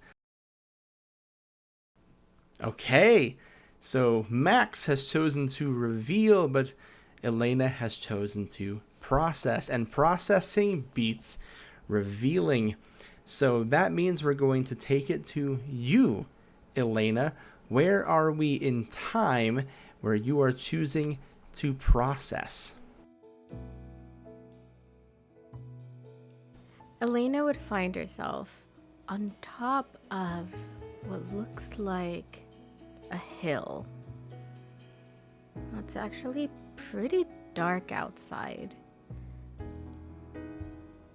And you can see a lot of the city down underneath.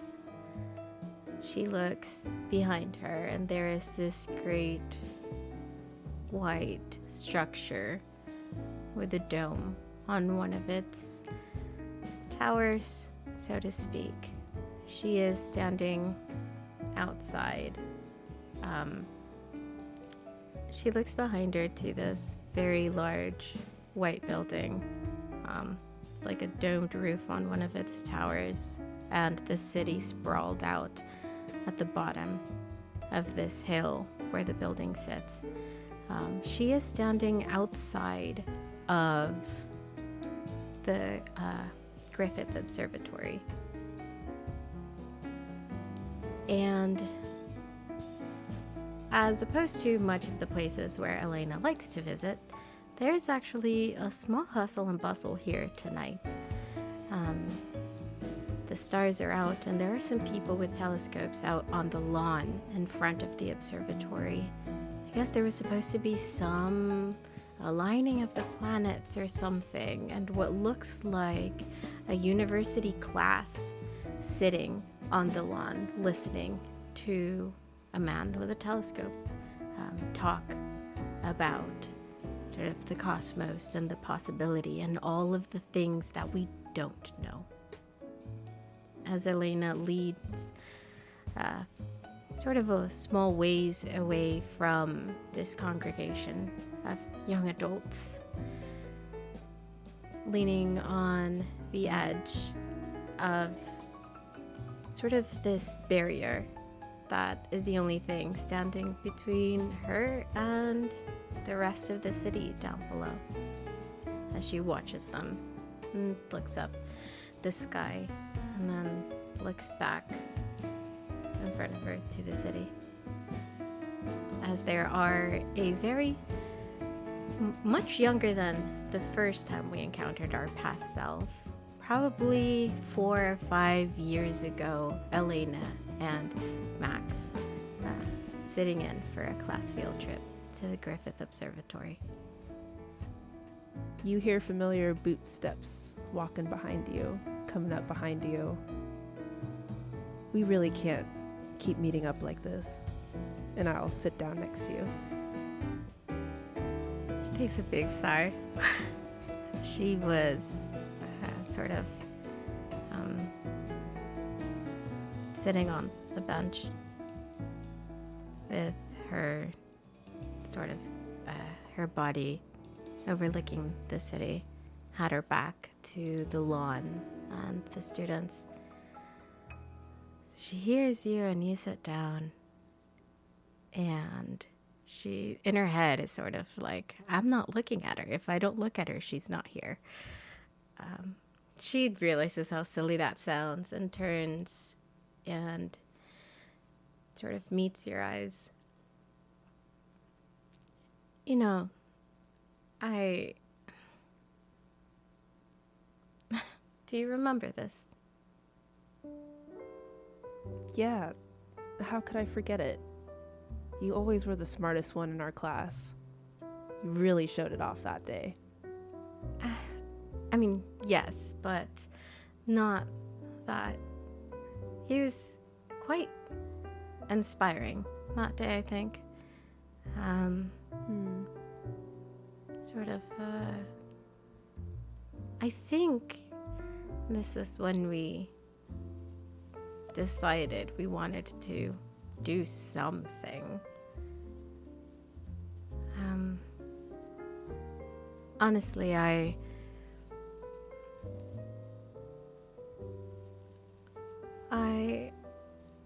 wanted to say that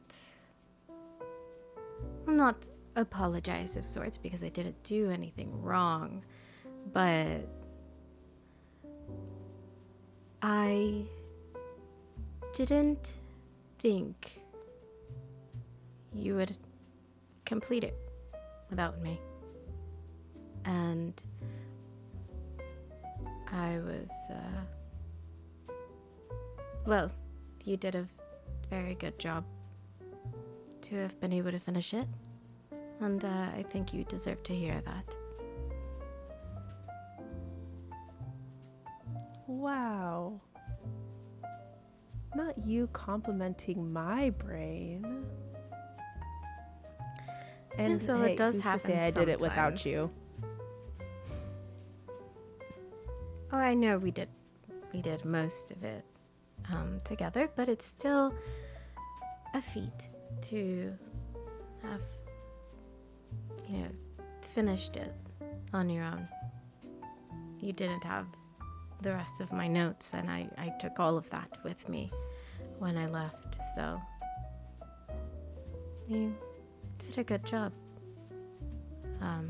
And no, I am not following you, as you can clearly see by me having arrived here first. And yet we still keep managing to find each other. Same place at the same time. Regardless of who gets there first. But thank you. Yes. I don't take your compliments lightly.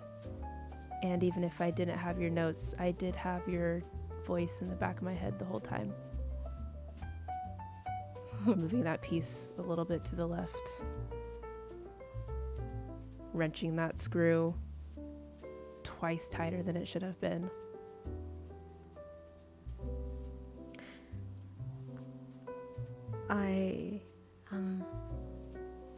This was a good day, I think, for both of us. And she looks back at the sort of the little congregation of people on the grass. It was simpler back then. Yes, things were easier, weren't they?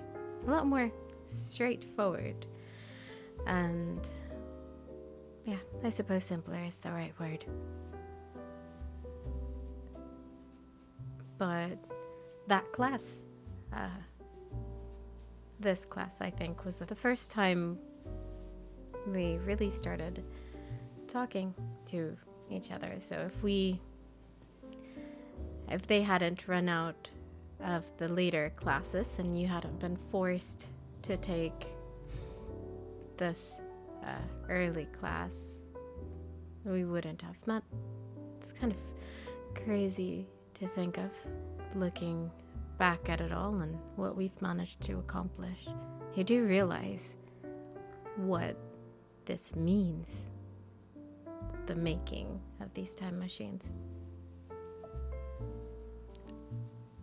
What does it mean to you? Well, I mean, sort of for the world, and it's like chance brought us together and we managed to do this in about 4 or 5 years, give or take.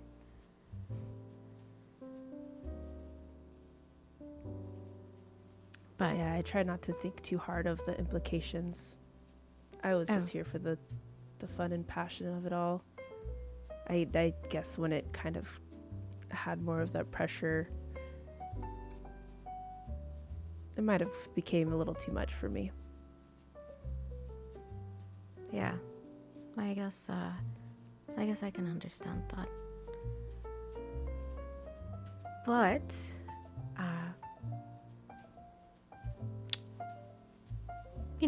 I've seen us. I have told you that you did a great job. I think I'm gonna go tour the facilities now before I leave.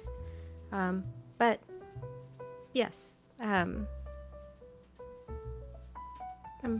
proud of you, I suppose. And she turns away and just very awkwardly... Wait, you're what? Say that again? Just very awkwardly walks into the building, this time without even waiting for her No, you don't. Say it again. I'm chasing.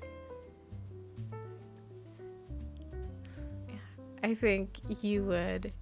Yeah, you catch up to her, and it's as if that conversation didn't happen, as she's just pointing things out inside of the building and sort of has resolved to give you a little tour again before her watch beeps first. Thankfully, when you almost have reached the end of the museum inside. Before I blip out, you hear Max say, "I'm proud of you too." Gone. So we leave the Griffith Observatory and we'll go into our next scene. Wow, both picked revealing. In the event of a tie, the initiator is the one who wins that round. And Elena, that's you, tying up the clues. So where do we find ourselves now when you encounter Max? We find Elena standing outside what looks to be an open garage. It's not a home garage. It looks like university facilities. This is a very decked out garage. Very long. Takes up the entire bottom of a building almost. And there is a hustle and a bustle as a couple of different groups of people are working on different things. And you can see on one side being a lot more quiet than the other groups are, past Elena and Max. This one is obviously less recent than their fight in our first scene, but a little newer than that university trip where they had first became friends. This is when they had already had some sort of blueprints, and Max is showing Elena the first iteration of their blueprints. There is this small machine that looks almost nothing like what they actually ended up with 2 years later. And they're both huddled over it, very excitedly motioning with her hands at where everything is as she's explaining all of these things. And from where Elena, current Elena, is standing, is across the way from those garages that always have their doors open when there are people there for ventilation, you know, of all the sorts of things that they're building in there.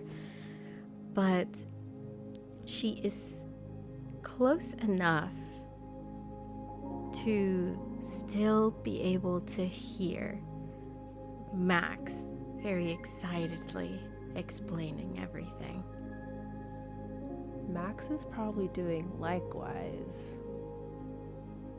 Maybe sitting on a bench a few feet away or across the street, not having noticed Elena yet, but is also focused on what's going on in the garage, scribbling in a notebook with a more serious face, I think, than you usually see her with.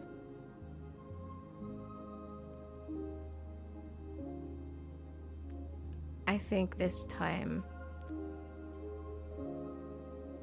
Elena notices Max first. She was looking at their past selves and looks down at her wristwatch. It felt like she was sitting here for longer than she actually had. But she stands up anyways, having sort of had enough for herself and giving herself some more things to think about, and turns to walk away when she notices Max sitting on another bench. And she walks up to her as you hear Elena sit down next to you on the bench and go, well, so who's following who now? Well, you're the one who sat down next to me, so I think it's still you. No, that is not how that works. I'm pretty sure I arrived here first.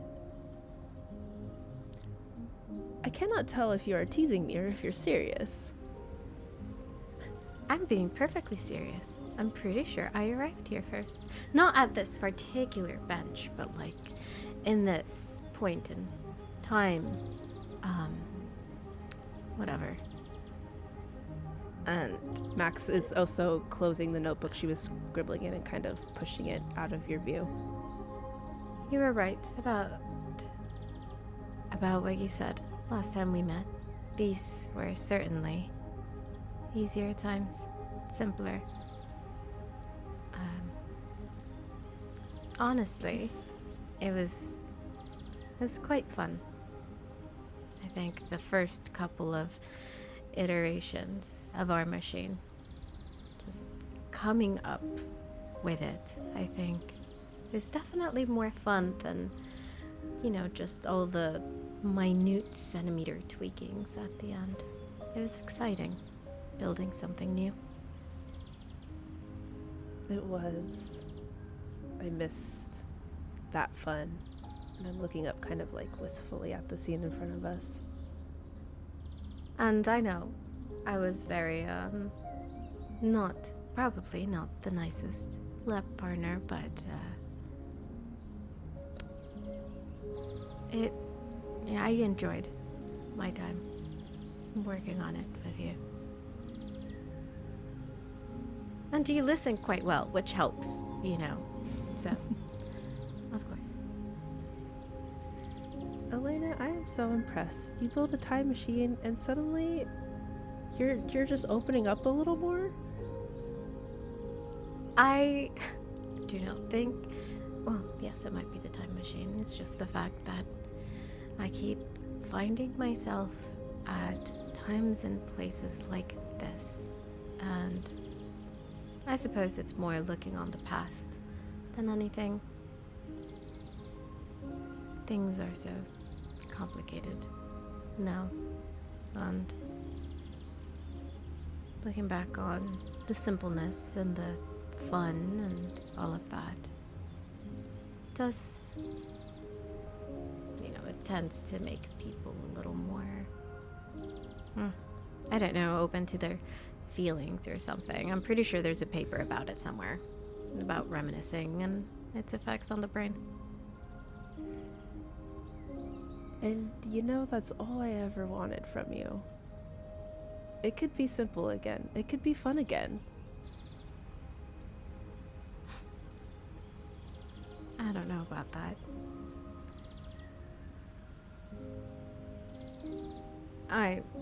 Honestly, I thought you hated me after we parted ways. No, not hated. Just frustrated. Because you kept to yourself as much as you kept to that notebook. I thought you hated me. This is the most you've ever communicated and smiled and danced under a disco ball, that was however once. many That years, was whatever. The first and the last time I'm doing that. So I hope you enjoyed it. Do you have fun? It was interesting. I did not hate you. I think I was also frustrated. It was stressful getting so close to our deadline, not being done, and just everything, I suppose, got a little much. It feels different now that it's done, I think. And for what it's worth, I never completed it without you. And I'm gonna slide over my notebook to you. And on the first page, it's just like a photo of us back. I probably have my arm around you in a cheesy grin, and you have a little smile. And on the back are some notes that you might have, post-its you might have left around that I put on the back of that photo. Clever. Very clever. I think you always were. I made it easy to pick you as a partner for this project.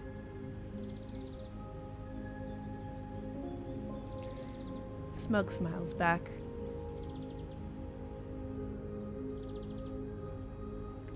Yes, well, I did arrive here first, so just give it a second. And we sit in silence for about 3 or 4 seconds, and you hear the beeping come from Elena's wristwatch. God damn it, not again. Well, everything has its limitations.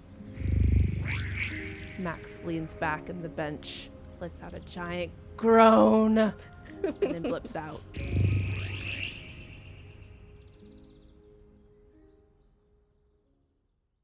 Well, one way or another, that's going to bring us to our final scene. So go ahead and choose your final approach for me. Teasing and processing. So Max chose to tease and Elena chose to process, which means Max wins. Elena gets the last clue. Somewhere in the wormholes and transports of time, alone with her thoughts, continuously bumping into Max, Elena puts 2 and 2 together and realizes that Max feels the same way about her that she feels about Max. Elena has, after sort of realizing what's going on, has thought about this entirely too hard. There are notes there are some tables with some numbers on them where she attempts to math this out and make it make sense. Because feelings for her tend to be a little complicated and not as easy and as straightforward as numbers are. But out of all the people and how complicated everyone is, she feels Max has always been relatively simple for her to figure out. And so she puts her math down because she wasn't able to make an equation make sense out of that. You can't put numbers on feelings necessarily. And after some brooding and some thinking, wisps herself to a cafe. This was a place where they had actually only ever been there once. They spent a lot of times at cafes around the university, of course, but this particular cafe, they had, I think, traveled a little bit at Max's behest that they see something else besides the prim white buildings and the stuffy books and all the people telling them what to do. They needed a weekend away. And so we see past Max and past Elena sitting at this cafe in the middle of nowhere,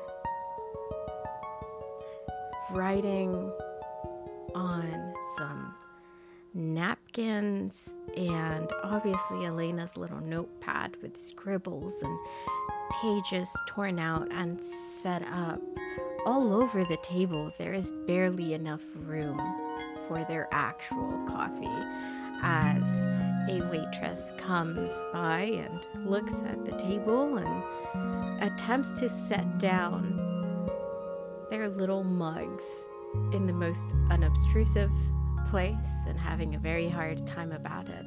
Max obviously notices, moves some papers aside for the waitress to set everything down, as Elena is just too wrapped up in the thing in front of her on these papers and doesn't even notice the waitress on the coffee. We see current Elena sitting a couple of tables away, staring at the two of them, their past selves. The day that they decided that they were going to build a time machine. You hear behind you, is a seat taken? There's a small smile. No, that's not taken. Well, now it is. By you, I suppose. And she waves down the waitress, the same one that had just dropped off the drinks for their past selves. Can we add a mocha to my table, please? Oh, yeah, for sure. That's not a problem at all. Oh, and refill her tea as well. Sure. I think we have some extra tea leaves in the back. I could do something with the tea leaves, I think. Yeah, for sure, I can do that. Well, I can't say I'm surprised to meet you here, but let's pretend. Fancy meeting you here. Oh, yes, quite surprising. We keep bumping into each other at places like this. Where we really started it all. Kind of looking back. Behind me, past us. So how many more timelines are we going to have to keep bumping into each other before something is laid out on the table? And I'm not talking time portal plans. Could say that today well, back then, this day that we're in did change a lot of things.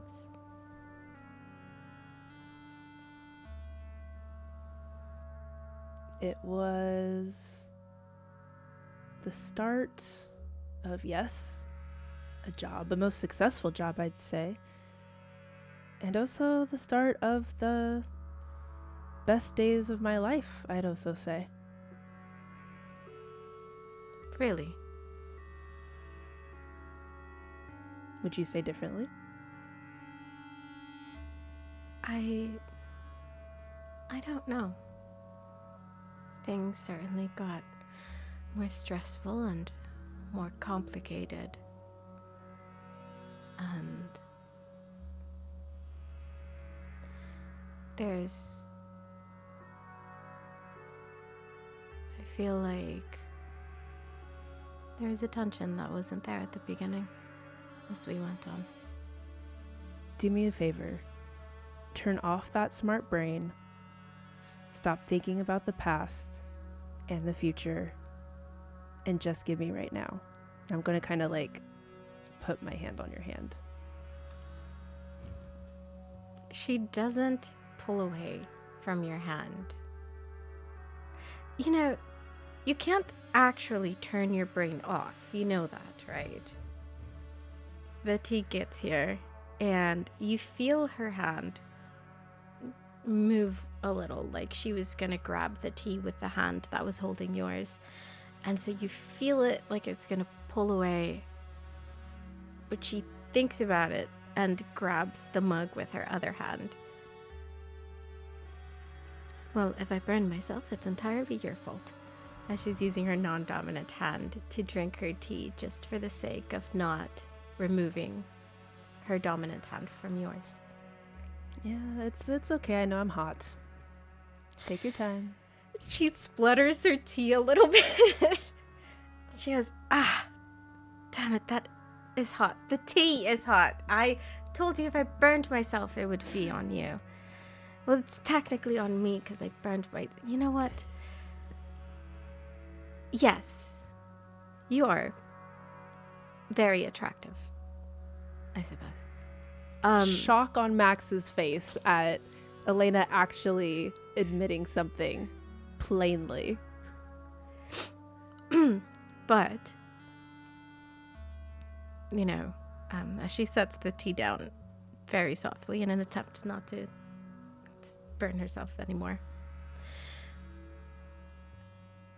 I sat for some time after our last meeting thinking about where I could go that had the most probability of finding you there as well. I am not surprised at all, Elena. No one knows me better than you do. I just thought about sort of where would Max go, and found myself here, and here you are, and I was thinking that if you did appear here, I was going to do something, and if you didn't, I was going to give up on it, and yeah, here you are, and now I am rambling. I just start rubbing your hand. You're doing great. Take your time. She takes her hand away and just sort of sits up a little straighter and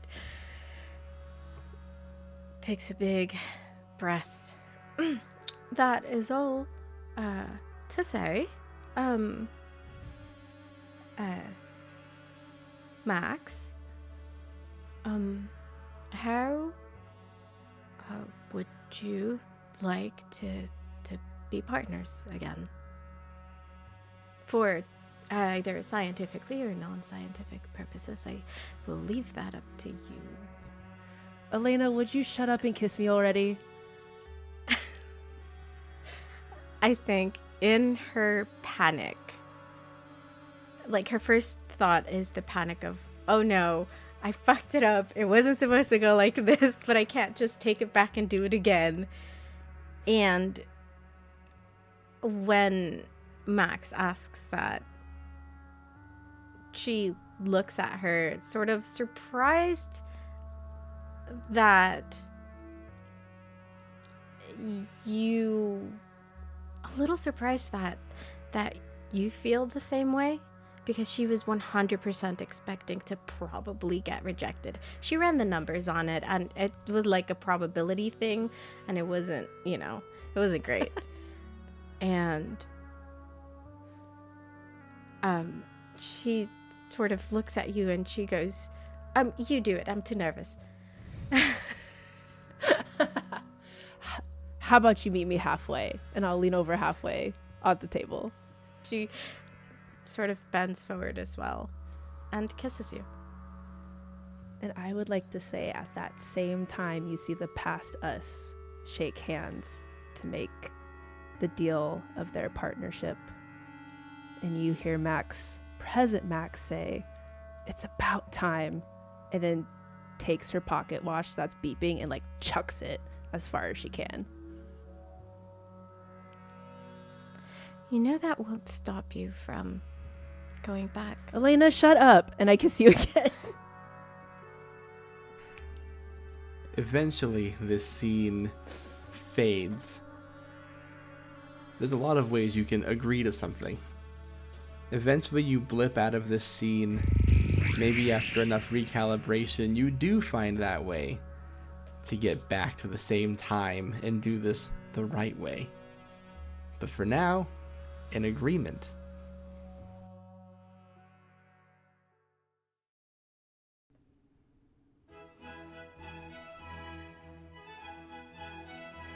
And that is Unresolved Sapphic Tension. We hope you've enjoyed our trio of vignettes. Unresolved Sapphic Tension is by A Disaster Queer. A link to purchase the game is in the description. We are large fans of their products and you should support them today. Now, where can you hear more of our wonderful cast? Well, allow them to tell you. Mia, thank you for playing. Where can we find more of you? You can check out my card. You can go to eotia.card.co. Eotia is Eotia. If you're looking for some art, I do some commissions. But if you're looking to play, just reach out to me through my contact information there. Stoked to have you. I was a big fan of you on Monsters and Other Childish Things, so thanks for crashing our show. Sadie, where can we find more of you? Hi, you can find me at Oakleaf Insignia at all the social media places. You can also find my website, oakleafinsignia.games, where you can find out more about what I'm doing, games that I'm writing, etc., etc. One of my faves, one of my absolute faves. Thank you for playing here. Winter, where can we find more of you? As I said, I'm Mistress Winter. You can find me on Threads, Instagram, and Blue Sky at gmistresswinter. You can also hear me every other week on All Our Faults, a Monster Hearts 2 actual play podcast by the Tabletop Tailspinners Network, as well as in the cast of Magnificence as Suda, also from the Tabletop Tailspinners Network, also every other week on Fridays. Two of my very favorite shows. I love All Our Faults. I love Magnificence. Oh, thank you. People should be binging those. I'm just saying. Taz, where can we find more of you? Hey, I'm Taz once again. You can catch me on my socials at Reader and Rogue. I have a lot of projects coming up.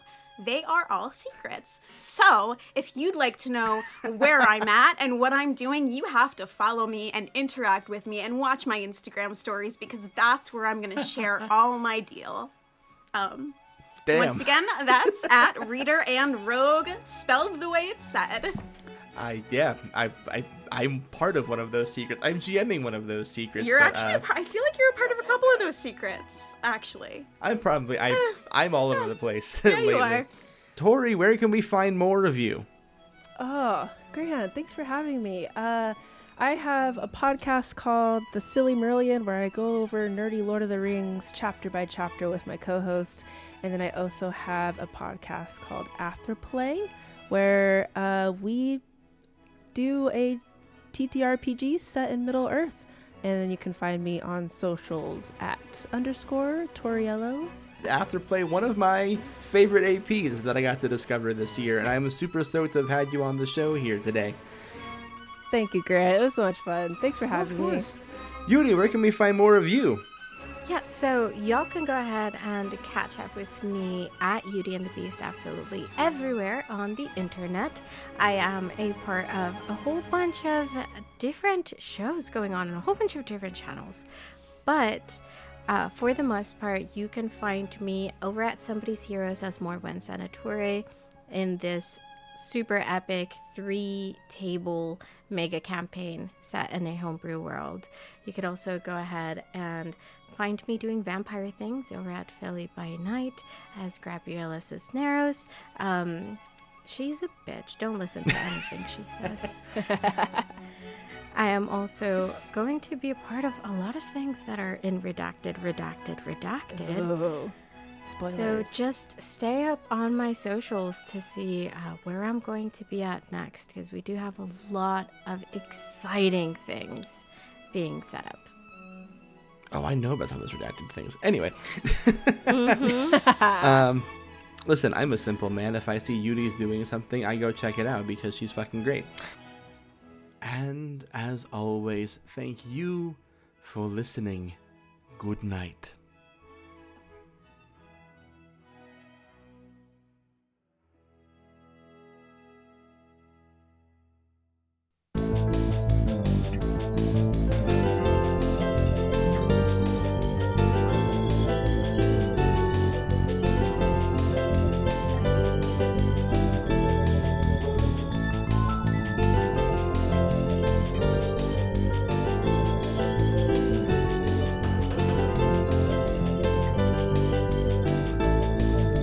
Also, Yuri, thank you for letting me fall in love with Elena. It was a joy. No, thank you. It was great. Thank you, Grant, for having us, for choosing this wonderful game. And yeah, you do a great job at casting. This was great. Oh my god, the tables got turned on me. I don't get thanked on my own show. What the hell's happening? This is crazy.